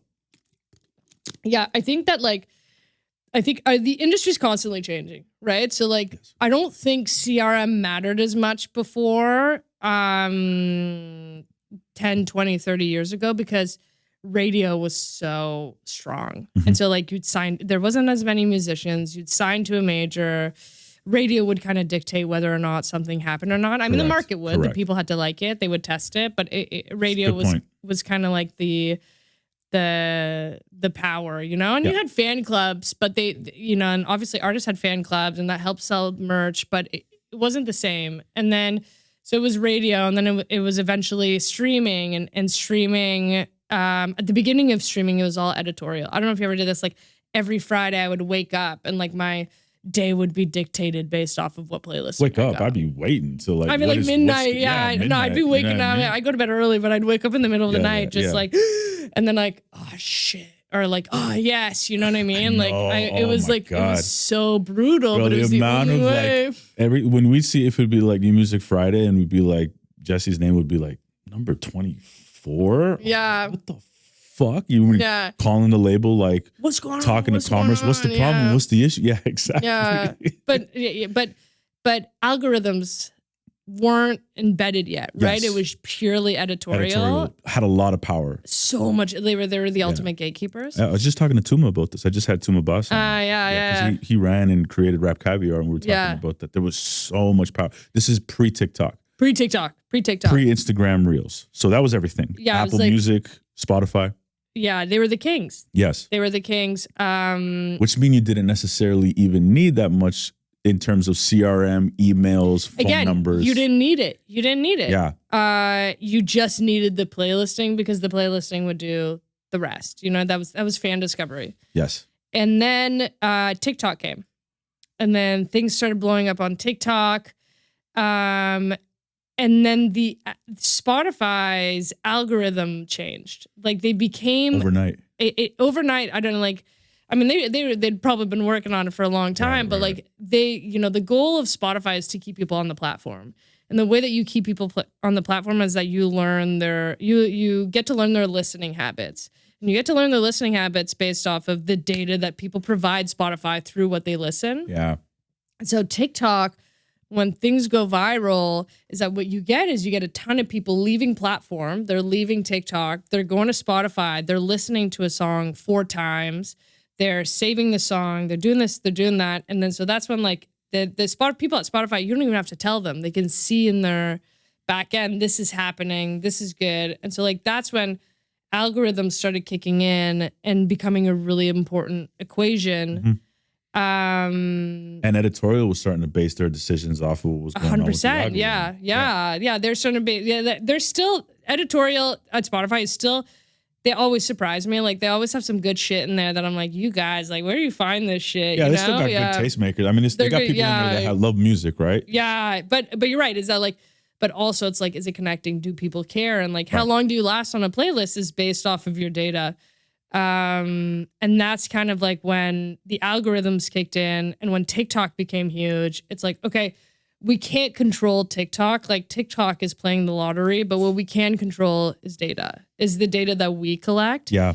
And then you started seeing, okay, if I can send people to the platform, if I can get people to stream, if I can get people to like the song, then I can sell it back to Spotify. Then I can prove. It's always like, what, you know, like you used to like sell to Spotify, please playlist my song. What are your marketing drivers? We're spending $1,000 here. You remember that? Like the marketing plan. I got PR here. I got, and like none of it really mattered at the end of the day. But now you can sell the data, right? Yes. So it's like, I see on platform, look at this. Yep. Like, if you've missed it, please, you know, like, help. Please help. SOS. And so to me, the only things that matter is like the ability to connect with fans through TikTok and short form content, which is this stuff is the lottery. It's like the slow build, like even the little moments count. It's a new fan. But then the thing you can't control the TikTok, but you can control the data. Okay, so what is the most important data that you're looking at when you're seeing something moving on TikTok or short form? Yeah. So it's just making sure that wherever you can, you have touch points to collect the data. And again, that's why I love Laylo. So like everybody has different versions of doing that. People love like an FFM pre-save link, but to me, what's more important is actually the phone number, the email. And so I pre-save with a Laylo. And so like I get people to sign up with their numbers and or emails. And so like we know, okay, now we have a fan in Winnipeg, or we have 20 fans in Winnipeg, and they signed up here and they bought merch. And so like that type of data is like, you really get to learn who your fans are. Cause before it's just like, we're putting a tour on sale and like, here are all these numbers, but there's no way to know. And so like the other thing too is like on the website, it's like making sure there's a place to put emails, making sure there's a place to put number. On the tour widget, there's like, do you not see your city? Sign up here. Yes. And so like every day you're constantly getting like, if something's going viral, people go to the website, they go to the Instagram, like they're looking for ways to see the band. They're looking for ways to sign up. And so like just making sure that it's very easy for people to provide data, and then like doing all the fan engagement things that you can possibly do in order to collect that data. And like the band, like they're pros, you know, like they'll, like something will happen and they'll be like, put it on Instagram, collect data. Like we'll give away anything at the handkerchief, put it on Layla, like put it on Instagram, collect the data. And so it's just like, what can you do to make fans a part of what you are doing? And a lot of that's fan engagement. And a lot of that, again, like I could come up with a million strategies. It's the artist that has to be the face of it. It's the artist that has to connect. It's the artist that has to be the one going to the fans, doing the work, having that special moment with fans in order to do it. And then behind, we're just like, collect the data that's happening. Yeah. But, you know, like even with the beaches, we did, we have a single called Last Girls at the Party. And what we did is we're like, okay, we're going to throw parties all over the world. I was like, girls, how do we feel about learning to DJ? And the girls are like, yes, go in, DJ lessons. Like they're ready to work. Like they're going, they're they're practicing at home. Oh yeah. Then we throw parties, literally like, I think we did 8 or 9 parties, like all over Europe, LA, New York. We just did the one in Toronto.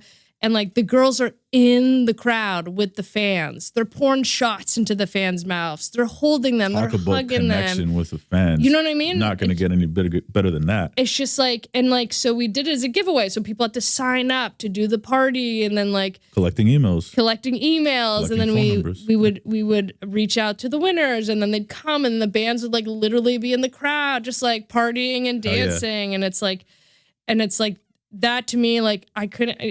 Someone was like, "Do they like doing that?" And I was like, "They love it because it means so much to them, and they like it, and they want it. They want to build their business. They think it's super important." That's exactly. It's super important, and not all artists understand that. Yeah. So if the artist doesn't understand that, it's like pushing a rock uphill. It's going to be impossible. To your point, where you 100%. Said like an artist isn't going to fuck with managers like us who are like, "This is what you need to do," and if you don't do it, it's like, "No, I'm not that type of artist." But on 100%. The flip side, you can collect all the emails and the phone numbers you want. But if you're not delivering something to the people whose emails you've collected, it's all for nothing. Like, there's not, you have to continue to provide incentive for people. The music's got to be good, you know? Yeah, well, that too. Yeah. The music's got to be good, but you also want to deliver. Yeah. You know, if you're giving them email, if you're collecting an email, they're now part of an exclusive club. Yeah.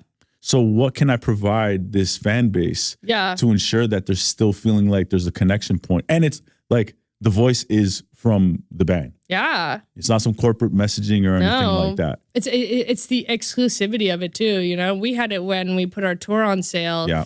We did a super fan pre-sale, but no one knew about it. And it was Laylo that identified the fans that I had interacted the most and submitted to drops and stuff. And then we were able to narrow the fans that are continuously participating and then give them a link to the shows first. And they're just like, they get to be a part of it and then feel like a fan and feel like they get special perks for being that fan. Because you're right, it's an exclusive club. Like, how do you get to be a part of it? But having that data, making sure that the fans are engaged is important, because at the end of the day, when the band releases a new single, it's just like the streams with or without playlist. Like playlisting doesn't matter. It still matters, but it doesn't matter because it's their fans. There's going to be consumption. You can start to predict what the consumption is. Yes. You can build a business around that rather than just like praying to the consumption gods that the music will do well. Most people in the music business infamously say that TikTok is only for the viral moment. Yeah. You have a different opinion of it. I do.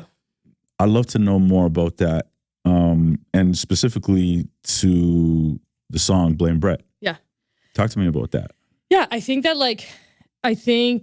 lot of people are like, oh, it's just a viral song. It's just a viral song. And we've, especially over the pandemic, we saw it, you know, like something would blow up on TikTok and they'd put a tour on sale and it wouldn't sell. And it was because it was faceless. And it was because it was a song, it was a dance that people danced to. Or it was something that like, oh, I know the sound, but I'm not associating the person to the sound. I'm just hearing the sound. Blame Brett didn't like have a bunch of UGCs. Like it wasn't like a viral audio, but it was a viral moment that opened the door for fans to come pouring in. And when you say UGC, meaning user-generated content. User-generated content. Yeah, exactly. And so like, I think that was the first introduction to the band, and they got to see Jordan, you know, like when what the song came out and nothing had happened really. We got a little bit of playlisting and we were like, we really thought it was going to be the one, and nothing happened for like a month. Oh, so you knew, like you guys had the, okay. Or like we had it as much as we thought we did, you know, right. But like I was like, this is it. This is the single of the album. Like and at the time it's like you make a music video, like you're bringing it to radio, like you know, you're teed up for it, but nothing happened for a month. And so like it was getting like 4,000 streams a day. This is 2023. It's 2023. And Leandra finds a video of Jordan singing in the booth. We were only focusing on the chorus, as you do, like it's just like, oh, what do you think the hook is? Let's try to put the hook on TikTok and get it to connect that way. But Leandra just like found the video of Jordan singing in the booth, and she was singing the first verse, and she puts it on TikTok, and it just blows. And we capitalized on that moment. And so like when that happened, again, like we're all like, okay, maybe it's good for 100,000 streams in a day. We'd never seen anything like that before, but we're like, okay, it's probably gonna go back down after that. You know what I mean? So you saw it spike to 100,000 streams in a day on Spotify. On Spotify in a day. Wow. Yeah, from 5,000 to 100,000 in a day. In a day. Whew. Yeah, and I was just like shaking, you know. But we're like, please don't stop. Please don't stop. Yeah. I like at that point I was like, it's gonna go down. It's gonna go. Like I was like, there's no way that it's staying. Yeah. And like, you know, me and Leandra would be like staring at the data all day. I was like, and it's funny because that's when I learned about the algorithms, because it's like here you have 100,000 streams in a day, and then a week later, algorithms kick in, and then the radio Discover Weekly, and then it doubles. And I was like, wait a second. And I realized that like, oh, because the listeners were low, but the song blew, like compared to the streams. And then you look at why that happened, and then you do the pattern recognition. Every time something does really well, you get a kick of Discover Weekly, and that's when you'd be like, oh my God, I think I can gamify. You can't fully gamify, but I was like, I think I have control based off of what I can see from the algorithm. Anyways. And so no. But so what are you seeing in that moment where you're going to gamify this? Yeah. What's happening? Well, at first I didn't fully understand it, because like I was like, here comes like, I didn't understand how the data impacted the algorithm, but I just saw that like, I was a little bit disappointed, because I was like, oh, the listeners are like 1/5 of the streams. And at the time I was like, I was like, that sucks. Like the listener, because remember it was always like, how many monthly listeners do you have? Like that was the number that everybody was kicking around. So I was like, which in reality is like just like a vanity metric. It's a vanity metric, 100%. And I was like, oh my God, it's so low. Like that sucks. Like I thought we were gonna get so many more listeners, but what I didn't know is that like your streams per listener is a fan. And so like rather than have all these like superficial listeners, you have these, you know, like 20,000 fans that listen to the song five times. Like that's, you're going to fucking like the song if you're going to listen to it 5 times. Yeah. And then the algorithms eventually, they kick in, boof, and then the radio kicks in and the song doubles, you know, it gets to 200,000 streams. And I'm like staring at it and I'm like, oh my God, like this is crazy. And we sat down collectively together, you know, like the band and I, and everybody was like, this is going to be the craziest 18 months of your life. Like we're gonna go in like full in, like no birthdays, no holidays, you know what I mean? Like we're gonna if this is the only viral moment you ever have in your life, like we're gonna capitalize the shit out of it. In that moment, what's the response? Fuck yeah. Hell Fuck yeah. Like they'd been a band for 10 years. They'd been a band for 10 years. They'd worked their ass off. They could sell tickets. They were, you know, there was like a healthy ticketing and in Canada. You know, like they had done 2 histories, but we went to New York, and I remember like we couldn't even sell. We did like elsewhere, and it was 200 cap. And, you know, even the day we arrived, it was at like 187. And so I was like, and we're like, we're going to work the shit out of this moment. And so like whatever level that you land, like once the moment's over, we're going to land at a new level that hopefully can help sustain your career for the rest of your lives. And like, again, like it's them. Like they were like, we're going to go. What we've been working for. We've been here for 10 years. This is what we've been doing for 10 years. Like they were seasoned to do it. Like, and people would see them live, and they'd played for 10 years, and people were like, holy shit. They're incredible. Yeah, they're great. It was super tight. And it was funny because, and I say this with love, and they would agree with me, is like, I don't think people thought the Beaches were cool at the beginning. You know what I mean? And I think that like, it was like, we changed the music, they changed the brand, they like really stepped into their own, they became themselves, they did everything independently. And then the viral TikTok happens, and it's like all of a sudden Canada's like, wow, the Beaches are, it's like like, you know, the hot girl that she takes her glasses off, and then she just in Never Been Kissed, you know, when she like comes down the stairs, she takes her glasses off, and all of a sudden she's hot. Like that's what happened to the Beaches. And everybody were like, whoa, they're so hot. And I was like, yeah, they've always been hot and sick, but it's just like, it took that moment of reinvention and virality. It's 100% true. Because even from my perspective, I remember hearing about the Beaches in 2015, 2016, maybe a little bit later. And truth be told, it's also not my scene, but I don't hear anything about the Beaches for years. Yeah. And then all of a sudden, in the last 24 months, 36 months, I can't stop hearing about the Beaches. Yeah. It's like, oh, they're back. And not only are they back, they're crushing. Yeah. They're doing amphitheater, Budweiser stage. Like, it's going crazy. So what do those, if you don't mind me asking, I love, because you know, if you watch the podcast, we get into the weeds, and I love getting into the weeds. What is that looking like, those 18 months when you have that viral moment with Blame Brett? Yeah.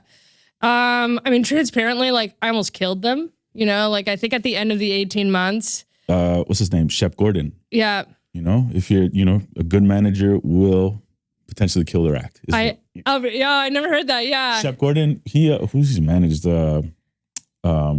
Alice in Chains. Oh, Supermensch. If you ever get a chance, watch the documentary. I need to watch it. Yeah, I need to watch it. I'll send you the link. And that's funny. I literally almost killed them. Like at the end of last November, they're like, that's enough. You know, like Jordan had a whooping cough. I didn't even know you could get that. Like, what is that? It's like, you know, you get vaccinated as a kid for it, and then very rare instances, like we were in LA, everybody's dying, everybody's like fed up. Yes. Everyone's like weak, you know, like almost on the verge of quitting.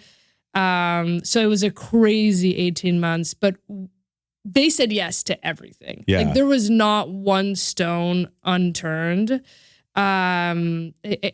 Support offers, shows, like it didn't even matter where it was. We'll squeeze it in. We'll fly it through. Like there was days. Yes to everything? Yes to everything. They said yes to everything. Okay. And there was days. Are you saying yes to everything as well, or are you being selective?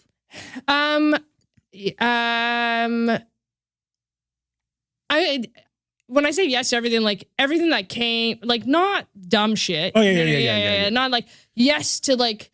Whereas like now there's so much opportunity that it's like we can say no to things because it doesn't matter. Do you know? And it's like, and we can be a little bit more selective, but we wanted fans. We wanted to like, viral moment happens. How do you connect the moment to the fans? You play live. And so it was, we had a tour, we had planned a tour. So like song goes viral in May, the tour was in October. And before it went viral, it was like selling all right. Like maybe it'll do well.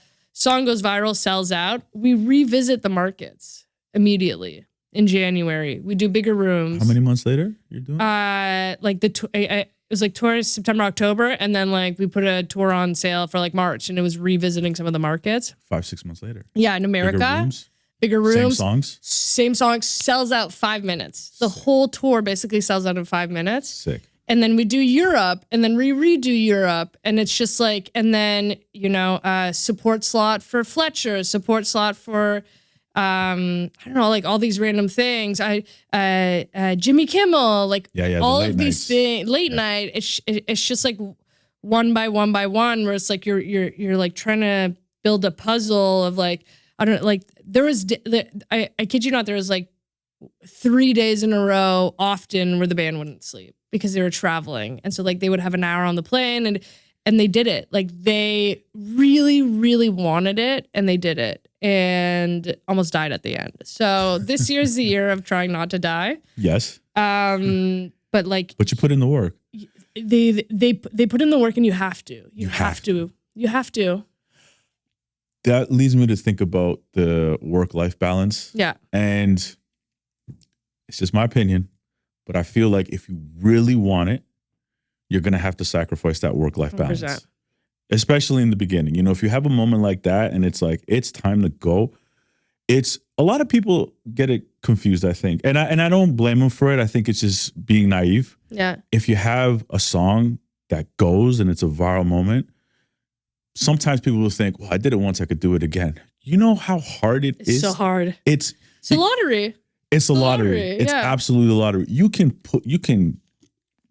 go and play the lottery every day, but you're never guaranteed that you're going to win. But once you strike the lottery and you win and you have a song that's going, you have to hit it super hard. You have to hit it super hard. You have to hit it hard. And what's amazing is this is why it's important that the artist is also seasoned like the Beaches. 100%. 10 years? 10 years. Getting to this moment, they're fucking ready. They're fucking ready to go. Put me in front of whoever. Exactly. We're going to crush. And they crushed. Reminds me of the Beatles in a way, because you know, the Beatles were so tight. They were playing with each other for like, was it 2 years? Yeah. Like 360 shows in like 1 year or something like that in Germany. Yeah. They're just ready for that moment when they do Ed Sullivan. And I don't think a lot of people could have done what they did, you know? And right. it's funny because we have this disease in the music industry where it's like, especially when you work at a major, it's like, well, you got to sign them young. 24, that's too old. And crazy. And that's changing a lot with TikTok. But I think that it actually worked in the Beaches' favor when they happened because they'd had years of experience and were so tight live and put on the hell of a live show that like translating that viral moment into a real moment came down to the live show and their ability to connect with fans on the platform, but also off the platform when they're playing live and doing the show. The in real life experience is the most important piece of this whole thing. And if you don't have experience doing IRL, you got to figure out a way to connect with the fans in real life. I mean, like, if you don't have stage presence or just because you're a newbie, put the reps in. Figure it out. Yeah. Get the work done. Yeah. It doesn't mean you have to be a superstar. You lucked out, but you got like go and put the work in and do it in smaller venues. Yeah. Even if like you can sell the tickets. Like Olivia Rodrigo, for example, never performed live, could have done arenas, but she did smaller venues. Yeah. Smart, because like, let me just build with these fans. Let me figure it out first. Yeah. Let me figure it out. So if you're a new artist in that sense, I love that. It's amazing what you guys did. But to your point, like, you can't go forever doing that. You're gonna exhaust. No, you're gonna die. Literally. And so, but it got you all the way to Scotiabank Arena. It did. Yeah. And let me ask, how big is that email list, that phone number list that you have now? Now it's 85,000. Yeah. Yeah. Wow. Amazing. And growing. Oh, every day. Every day. How does it feel to be doing Scotiabank Arena? It's crazy. Which, for context, in Toronto, that's our arena. Like the second biggest. The other one is the stadium. Yeah. Which is, I still call it the Sky Dome, but it's the Sky Dome in our hearts. Yeah. They like to call it Rogers Center, but it's really the Sky Dome in all of our hearts. Yeah. Yeah. I think it's in some ways it's a relief. Do you know what I mean? Yeah. I think it's like, again, when you're young and when you're a young music industry person and when you're really hungry, you take it out on yourself. And seeing other people have success and losing a client, it always feels really personal when you really care about what you do. It's a very personal job. It's a very personal job. That's why Rich laughing it off saved me a few mental breakdowns. But it's just like, I know people are like, I'm always hungry, and I even though I have it, I want to go again. Like, obviously, but at the end of the day, I got to do it, and I got to do it with 4 women who are the fucking funniest people I've ever met in my life. That's awesome. And with mostly women crew and teams and independently, like on a distro and even in management and everything we got to do on our own terms and to do it, it's just like fucking rocks, like it's cool. Tell me the operations and tell me about the mostly all women team that you have at Wednesday. Yeah. I mean, we're a small, tight team. Yep. Allison Purdue is my number 2. She rocks. She's my day-to-day. Super smart, very funny, amazing at TikTok ideas. Like she like, you need someone like that. She's just coming through nonstop. She travels with the band. She's filming them. She's putting them up, and she does it alongside our photographer, Meg Moon, who literally follows the band everywhere. So she's TMing as well? No. Okay. No. So, Allison's just day to day, but Meg, who is the photographer, is a huge part of the Beach's success on the platform, because she follows them around. She takes photos. She, we hire her to TikTok as well. So how it's important is that? Super important. Her and Allison post minimum 3 times a week. And so we bank content. We're always thinking forward. It's kind of like, it's the new Instagram. Remember when Instagram came and everybody was like, no one, like artists were like, I don't want to be on Instagram. That's lame. And then the strategy, it's like the people got left behind if they weren't consistently posting on Instagram, this is obviously still obvious, but some people are still not catching up. It's like TikTok's the new Instagram. It's like, every moment that you have as an artist should be shared on TikTok. It's the new place that for discovery, if you get TV, you share it on TikTok. You play a big show, you share it on TikTok. You get just anything, because that's where your fans are. That's where they're keeping up to date with what you're doing. That's where they get the behind the scenes. The girls open for Rolling Stones, you put it on TikTok. Like any moment that happens in their careers is shared on TikTok as if it was like an Instagram. Mm-hmm. And a festival, Coachella, GovBall, people search the hashtags, GovBall, what's happening? They want to see the videos. Hashtags matter. And people are like, TikTok is so complicated because I'm going on a spot, but like, I would love to continue this, and I definitely want to talk about Wednesday, but please, continue to spiral. They go TikTok. TikTok is so, like, I don't want to come up with dances. I don't want to have to, I just want to do my thing, but it's like, you can still do your thing in TikTok. That's the wrong way to think about it. If anything, you should be looking at your schedule. Okay, this is what we have. I have a release here. I have an album here. I have shows here. And you build your TikTok schedule alongside those moments. And so everything is a moment and everything is an opportunity to go viral. Mm-hmm. And people want to see those things. Is it TV? Is it, like we had one where the girls did Jimmy Kimmel, but they did a viral TikTok, the day of doing it. They did a TikTok trend the day of doing it. It was like Jordan in a cafe. It says like, no one knows that I'm about to play on Jimmy Kimmel tonight.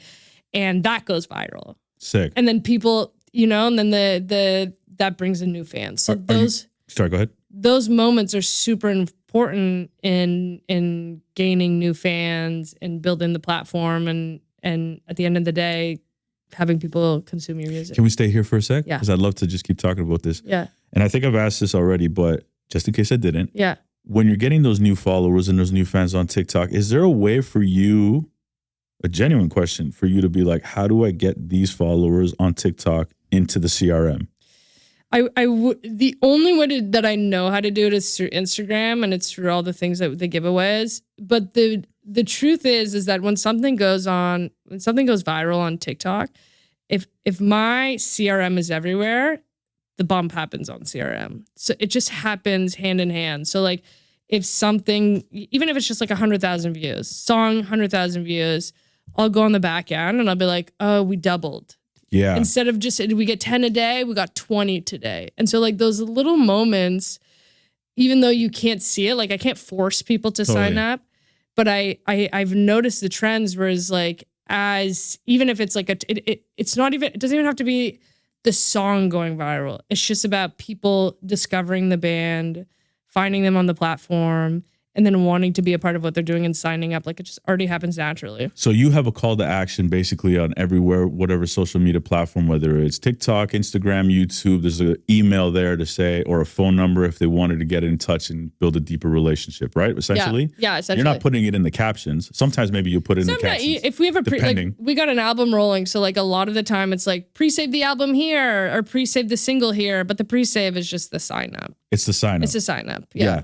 And so are you, I'd love to talk a little bit about, I could tell you just like really in this space of content. I love it. Yeah.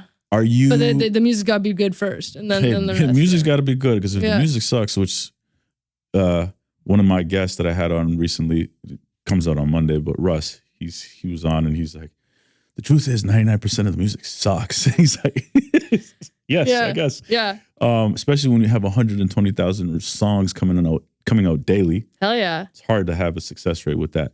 But let's talk about, I love how you're saying, listen, you can be authentically doing what you need to do as an artist. You don't have to do a silly dance. That's not the way it works. Like figure it out for how it works for you. So if we're talking about a new artist, thinking about TikTok, what should they be thinking about? Including, your hooks, how long, what should people be thinking about? Yeah, it's just about the first things first is like, what is the project? What is the music? And what are you writing about? And it's like figuring out what you want your message to be and how to connect that message. And so, I have another client, Alex Porat. She's got an EP coming out called Crushed. And it's about having a crush on her drummer who ends up in her boyfriend. And it's like, okay, what's the message? Is the message is the crush? It's super relatable. It's like, how do we make content relevant to that? She did a fake podcast with her friends who are influencers. And they all like would read off of Reddit stories of people having crushes. And then it'd be like crushed or crush. You know what I mean? Oh, like, nice. and so it's like, oh, you can't get a podcast? Make up your own, like, and cut bits up to have like, to tell the story. Like, it doesn't have to be like an overthought thing. It could be you shooting your shit with your friends, trying to figure out what you want to say and have it relevant to the music that you're making. But yeah, it's just like, what's the message? What's the point with the band? For Last Girls at the Party for the single, and we put so much marketing behind it, was the parties. So it's like, what content can we do based around the parties? Yeah, absolutely. Do you let's go back to Wednesday. I'd love to know just about the operations. And so Allison Purdue's day to day. She works directly with me on the beaches. Alex Porat. I have Saskia, who's based in the UK, who's part-time with me. She does day to day for Venby, who's a client I have based in the UK. And then I have a coordinator, Kylie, who just came through, was part-time and is now officially full-time, who kind of like helps us with all the admin stuff, and then also helps me do Connor Seidel, who's a producer, songwriter. You've grown this team within the last 2-3 years? Yeah. Wow. Yeah. Amazing. Yeah. Incredible. Yeah. No wonder you're manager of the year. I mean, it's amazing to see. Like, it's incredible to see the growth, and what I love about your story and the artists that you work with as well is it seems like there's no rhyme or reason. It's just feel. Yeah. Right? Yeah. Do you feel like it's just because of that old school kind of way of thinking about the music business? You're not so driven with the data when it comes to that kind of stuff. It's just a gut feeling. I'm obsessed with data, so it's like hard for me to be like the data doesn't matter. But I do think that like the one thing that taught me something is that like the first year I managed the beaches, like nothing was really happening. Like we had a plan to reposition because like they were writing new music, and we did an EP, and the EP was a mix of the old stuff and what we wanted the new stuff to be. And so like we're in a transitioning period, and this is a great story actually. I had such blind belief in what we were doing. I was like, we were changing the records, we were working on the brand to make it feel more like them, to feel younger. And I was into meetings. I was like, and this is like, it's so out of character for me because I'm like, the data shows that, But I was in meetings. I was like, you fucking wait. You wait. I was like, it's going to work. I just was like, it's going to work. And it's funny because it was Big C who told me this story literally on Wednesday. And he goes, I'll never forget this. And he goes, we were standing outside of the mod club and you had just told me you started managing the beaches. And you were like, I'm gonna prove all you motherfuckers wrong. And Big C goes, good luck. He goes, good luck trying to make a band who can't stream. He says it to me. He says, good luck. Yeah, I'll be cheering for you from the sidelines. 6 months later, I sent him the screenshots of I had nothing else in the email, just a screenshot of the 1 million monthly listeners. And I emailed it to him and he was like, fucking touche. And he told me the story 2 days ago. And I was like, oh my God, I forgot about that. Wow. Yeah. And he was like, you did it, you know? It's so hard. It's so hard because a lot of people will look at that situation and managers included will be like, I don't know. No, I'm going to pass on that. I don't think this makes any sense. And there could be other managers that will take on the client because they actually like they're driving revenue. There's revenue, but they're like, how much effort are we going to put into this? We're just going to keep it up, keep it afloat. Yeah. And I think that taught me something because like coming from major label A&R, especially like 12, 13 years ago, you were kind of told, oh, you can manufacture a hit. You know what I mean? Mm-hmm. Like you have an artist with a great voice, you put them in the room with some good writers and some good producers. So I used to think it was my job to be God. Do you know what I mean? Like to make to mold it, to create it. Yeah.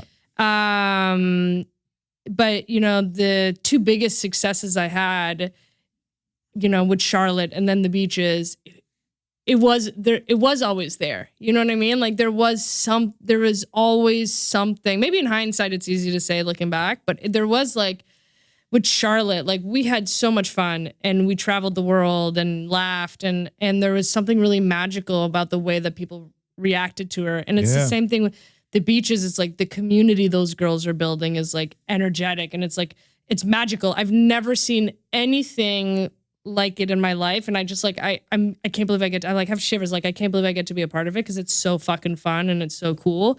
But there's a magic there. Yeah. And then you put hard to explain. It's hard to explain. And now that I'm older, the bitterness that was put on me as a young person, like it's like this, it's hard. You have to do this. You have to do this. And when you're like, no, it's the something. It's the je ne sais quoi. It's the magic. And then when that's there, we can do our shit, but we can't do it without the magic. No, you can't. I remember that. This is the same thing with Jessie. Yeah. I would see it in real time. Like, you know, when I first started managing her and we'd just be around people and it'd be like, yo, pull me to the side. Like, she's dope. She's about her, and I was just like, yeah, I'm like, oh, okay, I'm not the only one seeing this. Like, this is, and you see it to this day. Like, there's just something about her and the connection that she has with her fans. So good with her fans. She's on tour right now and she's doing the biggest rooms that she's ever done. And even the moments that I see of her on stage where it's 3,000 people in the room and they're singing back the new records to her and she's like laughing because she's like, it's still, I can't believe. Yeah, it fucks me up that you guys still know that you know the lyrics to the new songs. Like even that in that moment of that authenticity, knowing that her, realness. She's singing on stage. She's like, "What the fuck you mean?" Yeah, yeah, you know what? But it's that realness too, and you see it on stage. You can't fake that. Yeah, it's very real. There's that magic, and then when you come across other artists, you're just like, you can kind of distinguish for the most part. You're not always going to get a rip, but like who has it and who doesn't, because you've been around it, and you've been around it now for what seems like 10 years at this point. Yeah, it's about 14. Well, with Charlotte, Charlotte and the Beaches, yeah, the two, yeah, exactly. It's been a minute now with that. I'd love to know from your perspective the advantages of being a woman in the business. Yes. Because a lot of people like to talk about the disadvantages, but I love to talk about the advantages of being a woman in the music business. Yeah, I think we spend a lot of time poo-pooing or like talking about how hard it is. And I just think that, especially when it comes to management, you know, like women are so empathetic. They're so, like, they have to work so hard in order to have success. They don't have necessarily the same favors that guys have, you know? And so like, it's like an artist. Like they have to prove their worth. They have to be really fucking good at their job. And they're extremely empathetic. They're collaborative. Like women are incredibly collaborative. Like I just think that there's something so special, especially when it comes to working with artists, that women can provide, I don't know, something nurturing to help them kind of like guide their path in an industry that's unbelievably hard and unbelievably ruthless. And I think we spend so much time thinking about women need to be, you can act like a guy, you know what I mean? Like, you don't have to take, you know what I mean? And it's like, no, girl, put an exclamation mark in your fucking email. Like, it doesn't have to be shitty. It can be kind. It can be sweet. It can be empathetic. It doesn't have to be this, like, black and white, act like a man, do this thing, you know? I just think that we have so much to offer, and I think we can lead and be incredible leaders, you know? Have you ever come across people trying to make you change how you would approach management or even the A&R? I've had like a lot of like, especially when I was younger, like a lot of passing comments, you know what I mean? Like your male clients will take you seriously when you're older, you know, like just like this weird shit. Yeah. Like I think it's just like it's more that people look past you. Do you know what I mean? They don't expect you to be able to do it. And then when you do it, it's almost like by surprise.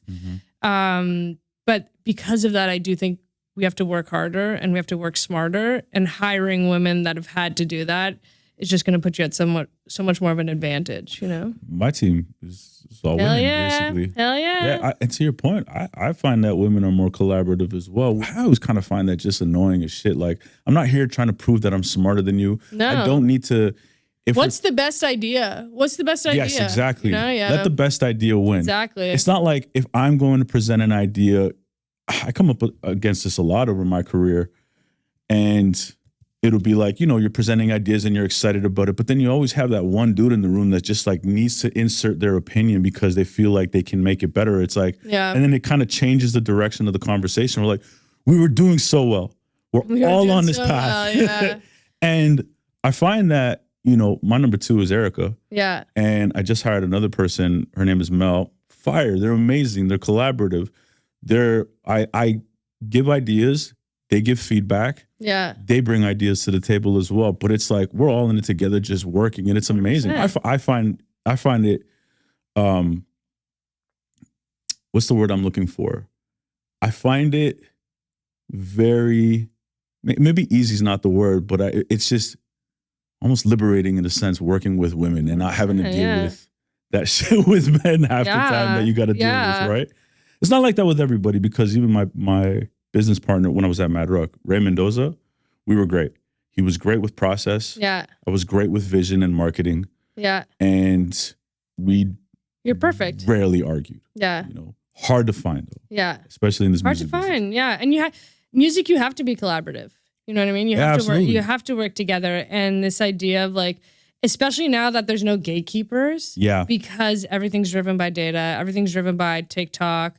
Like, you have to be able to work with people. Yeah. And it's like, for me personally, being a manager isn't about being mean and being and shutting doors on people. Being a manager is about being the easiest person to work with, because the moment someone has an opportunity, and if you know, the moment the beaches aren't on a high anymore and someone has an opportunity, are they going to go, I'm going to give it to this person who maybe has a hot act, but their manager is really shit to deal with. Or I'm just going to fucking call Laurie because she'll just say yes and get it done. And that to me is more important in today's market than it is to be like this, like, no, we will not be doing this. And yes, give us more money. It's just like, no, be a great partner and people are going to want to do shit with you. And you need that when you're not having the momentum. What's up? What else is important for an artist manager these days? What is important for artist management? I mean, it's just relationships are really important. I think being patient. If you're a young manager, just be patient. Do the work. You know. What does that look like? Being patient. I think it's like, and maybe this is just me personally, but like when I wasn't having the success that my peers were having, I was really angry. Like I just was like jealous, envious, angry. I was comparing a lot. And I think we do that a lot in the music industry. Rob you of your joys if you do that. And I think that, I think you can get lost in that. You can get lost in the comparison, who's getting invited to what party, who's doing what, why aren't I invited to that party? What's that like? Yeah. And I think especially with social media. And I think putting your head down and doing work and driving results for your client is what's going to open every door for you. And that takes time. You have to learn it. You have to learn your craft. You have to learn how to manage musicians, what to do, what not to do, when to say no. Like at the beginning, I struggled saying no a lot of the time. In the beginning of your management career? Yeah, my beginning of my management career, I just like, you know, when we had signed Charlotte to Atlantic would be like, you need to do this and you need to do this. And I was like, it would stress me out to say no to them. Really? But now I'm just like, thank you so much. We will not be doing that. But I didn't understand when to say no and when not to say no. And I don't think saying no makes you, and I don't think I associated it with trying to be a nice person. I just felt like I didn't want to fail the label. Fuck it up. I didn't want to fuck it up. So I felt like we had to do everything. And then it gets to a point that like something switches and they're like, no, I've done this 18 times and it didn't fucking do anything. So it's like, we don't need to do it this time. Yeah. And so it's like learning those things. And so like, you have to learn how to manage. You have to make 300,000 mistakes. You have to meet people. You have to have moments of success, moments of failure. And through that, you'll build your network, you'll build your knowledge, and you put your head down, you do enough work. I think out of that, something will Doing happen. the work is the most important part of, I think, when it comes to all this and management, artists, because, you know, but on the opposite side, when we did the label deal, I was infamous for saying no to everything. Jesus. Like, I was, not to say that I wasn't collaborative, but I was definitely challenging to deal with, because a lot of times I felt like, especially the problem that we ran into was that there was a leadership change about 8 months into us signing the deal. Yeah. From the top. Yeah. Massey was gone. Darkest came in. Darkest did his best, but he was in the UK for 20 years, and now he's running a North American label. So I had a lot of challenges with that leadership team.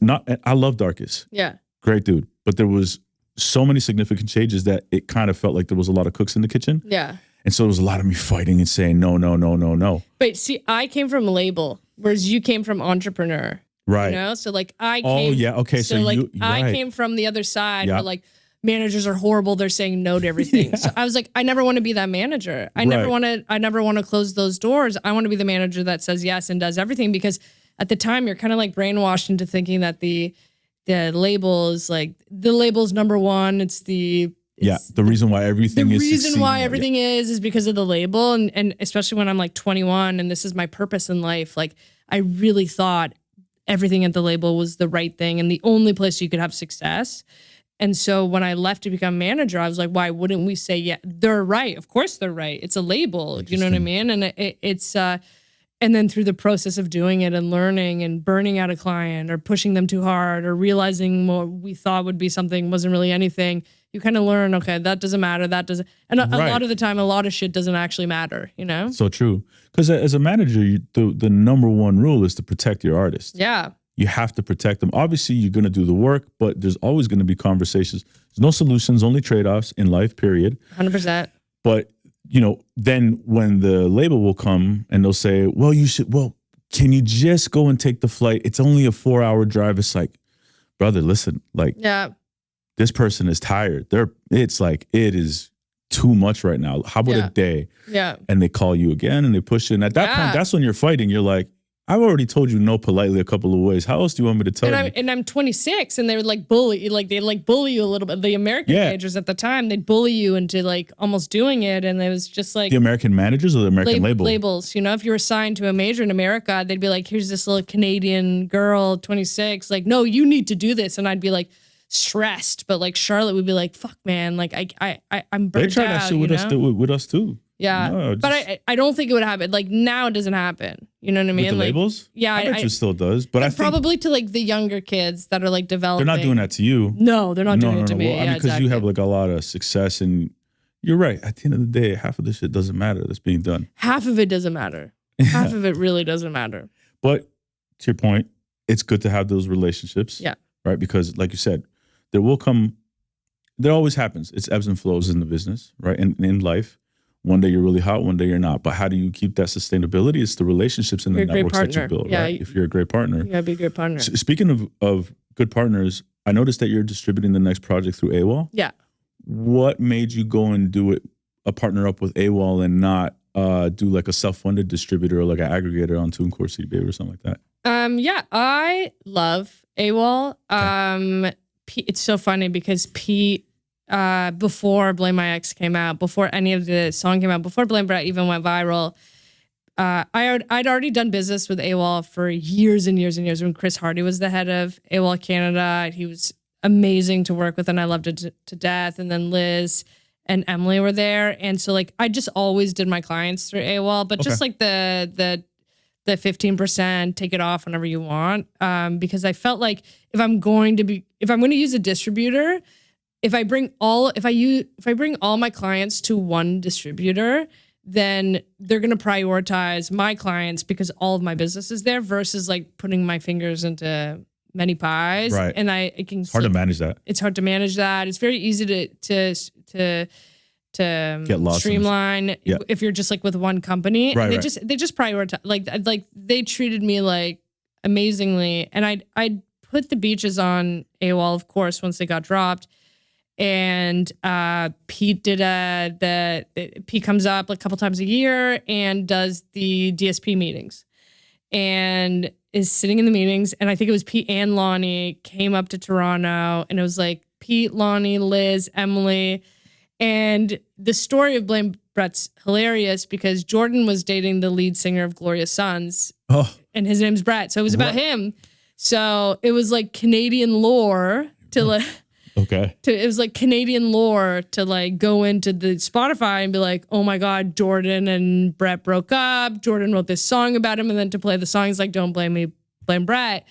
And it like, you know, and Pete and Lonnie, like the first time they're hearing it, they're just like, they couldn't get over Blame Brett. Like they were fucking obsessed. Like Pete was like, I listened to that song 40 times when I got into my hotel room. Before it went viral. Before it went viral. So like they knew, you know what I mean? Like he knew, he loved it. But like we had no leverage to make the type of deal that we wanted to build. You know what I mean? Like we had nothing. Like the girls had 200,000 monthly listeners.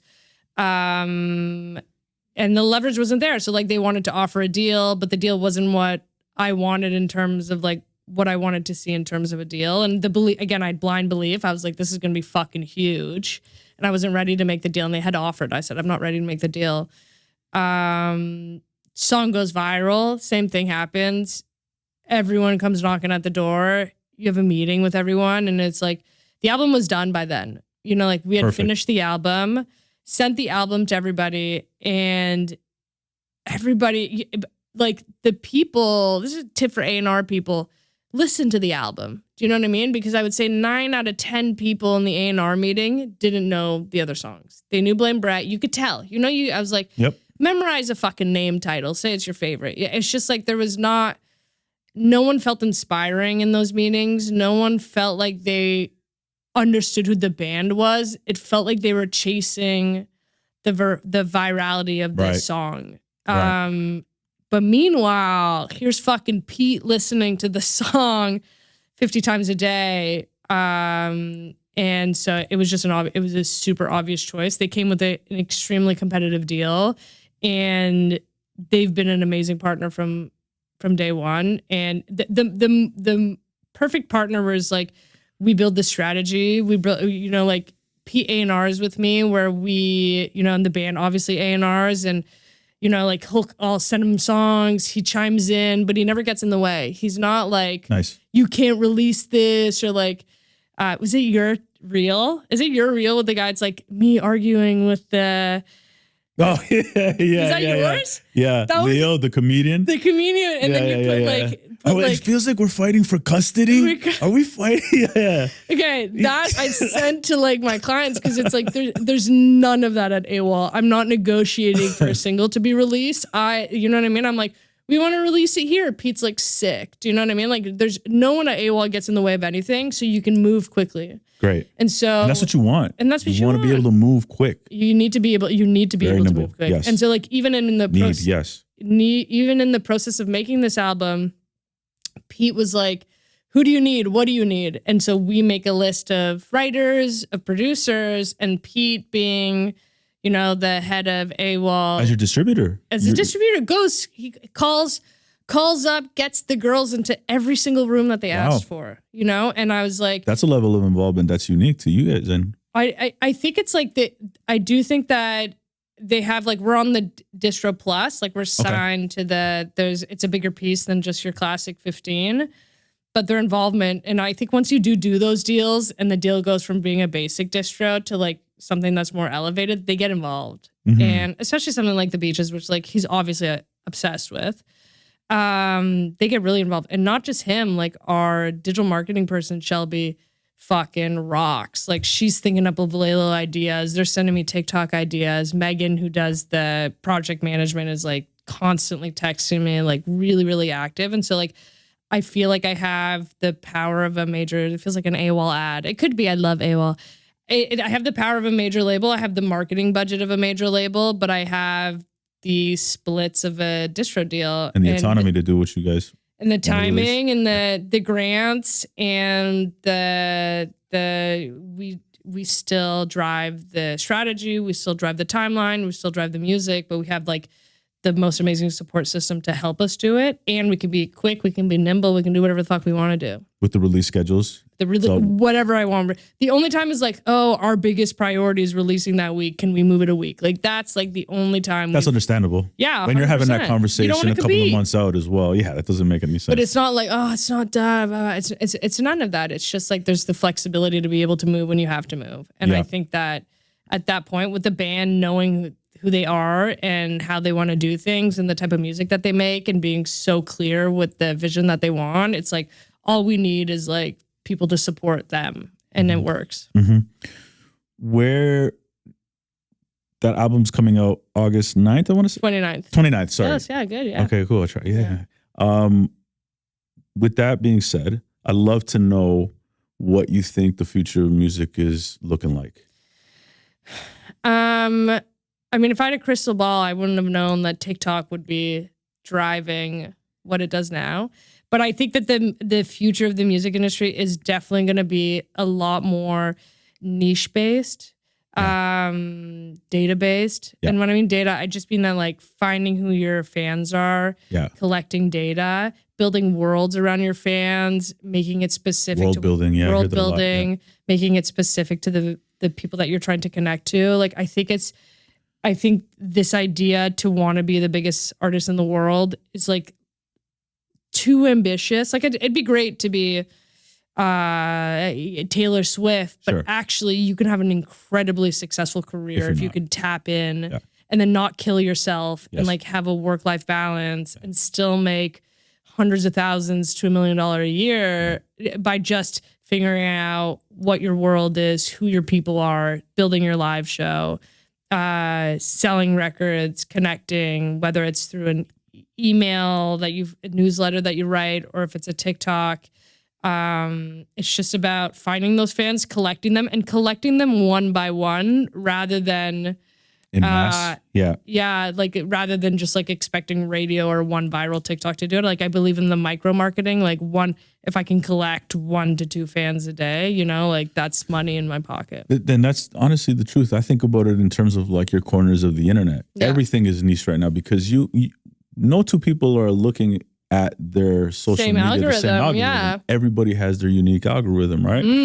So why would I try and go and market to the masses if everybody has their unique? But you're gonna be able to see similarities, especially when they're showing up to your shows. Yes, you're gonna see that crowd. You're gonna look up to that crowd, and you'll be like, "That's interesting. This is how they dress. This is what they look like." Yeah, I know where that audience lives on the internet. Yeah. Go and find them on 100%. The brands. What brands? What brands? Yes. Yeah. What brands? 100%. The affinity brands that pop up on Chartmetric. Chartmetric is one of the best tools that you could use. Yeah. I stayed looking on the index all the time. Yeah.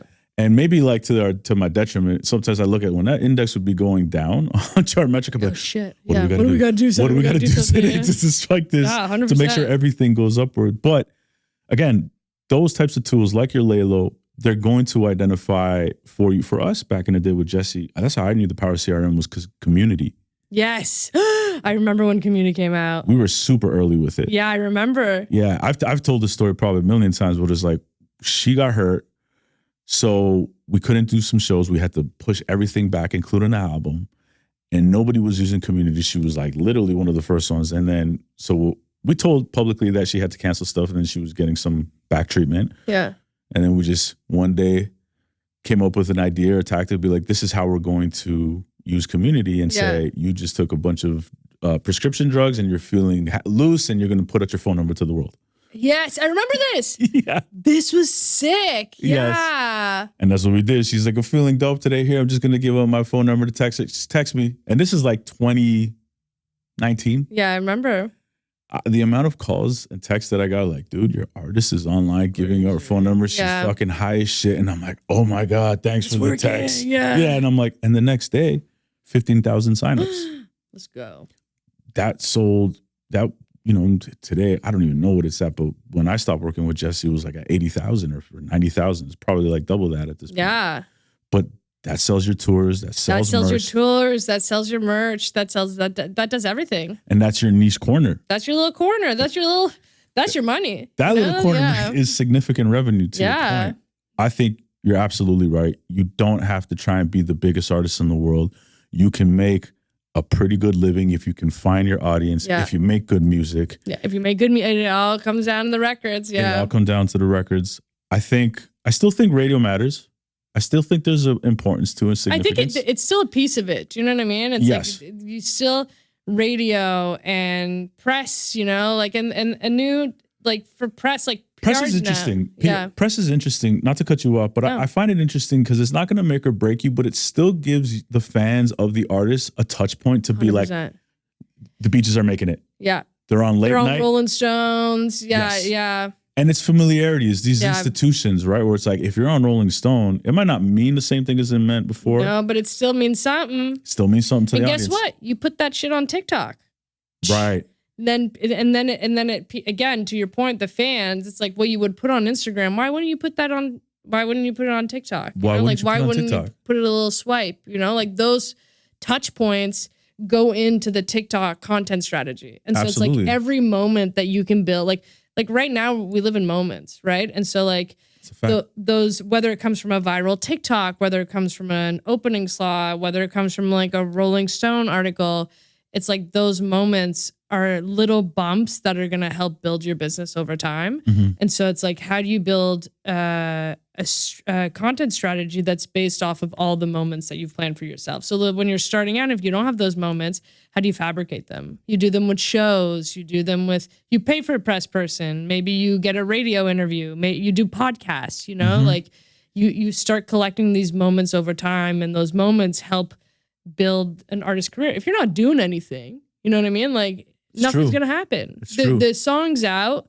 You're doing nothing to help it grow. You have to. Nothing's going to happen. So it's like what you do is you build like literally, like I'll look at the whole year and I'll be like, well, right, what are we TikToking on this day? This. Oh, we know. Really? Like, yeah, for sure. Like, wait, you're looking at the whole year and you're saying, what are we TikToking throughout the 12 months? Yeah. And like, so obviously, like the easy stuff is like the shows and the festivals. Yes. Okay, this is the photo from the show. This is a TikTok. Like we do one TikTok every show. Like in the same way, thank you Nashville. And then on Instagram, it's the photos. On TikTok, it's a video of Blame Bread or a new song, right? And so like every single city is a touch point. But then like release party, what are you going to TikTok? We'll TikTok around the release party. Singles coming out. Okay, if this single's coming out June 27th, then we're going to sprinkle a trend here, and then between those, we're going to start testing which part of the song performs the best, all pushing towards the pre-save, right? So it's like a single is a moment, a live show is a moment, a Tiny Desk is a moment, a Rolling Stone article is a moment. And so all of those things add up, and all of a sudden your TikTok, which like you would have thought is just people fucking dancing, is actually filled with like, like actual moments that happen that your fans want to be a part of. Leandra's on a podcast, like we're reposting that shit. Where is she? When can we do it? How do we cut it up? Like we'll cut up other people's interviews and put it on our TikTok. Like it's just about, of course, like it's just about finding things, because like everyone overthinks TikTok. I don't know what to post. It's like, what are you doing this year? What's coming out? What's your release plan? What's your tour strategy? What festivals are you playing? Right. fucking write that shit down and then plan what you're going to post around it. And don't go ahead. And then you don't have to think about what am I TikToking. You're just looking, I got a show here. We're going to post the show. That's smart. Are you just using an Excel sheet for that or a Dropbox? We use notes. We use notes so that the client can just open it and then like. You're all sharing the notes. We all share in the notes. And then anyone has an idea, we put in the note. Nice. And everybody's always referring to the note. Everyone's always referring to the note.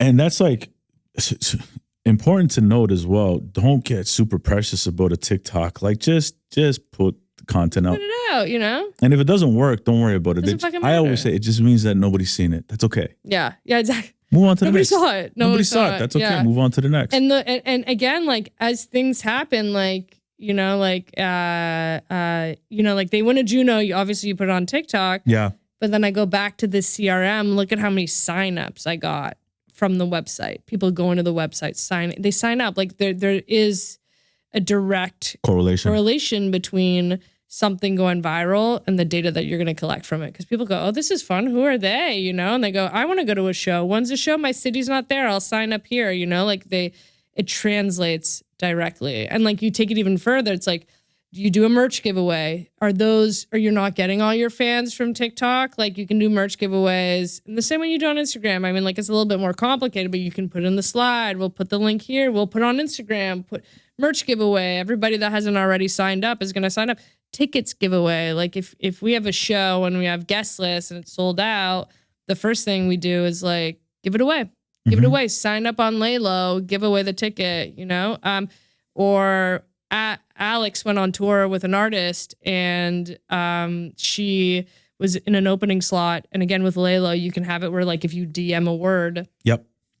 you can get the sign up. So she goes on stage every night. She's touring with Eric Nam. Well, wait, sorry. You just DM the word, then you immediately get the sign up? You immediately get the sign up. So like it's supposed to be like reply to the story. I thought it had to be. It doesn't have to, but it's just it's actually just a keyword in the DM. Yeah. So like people say reply to the story to get that enter. But what she would do is she'd get up on stage and in front of like a room of 2,000 people, she'd be like, I'm doing a merch giveaway.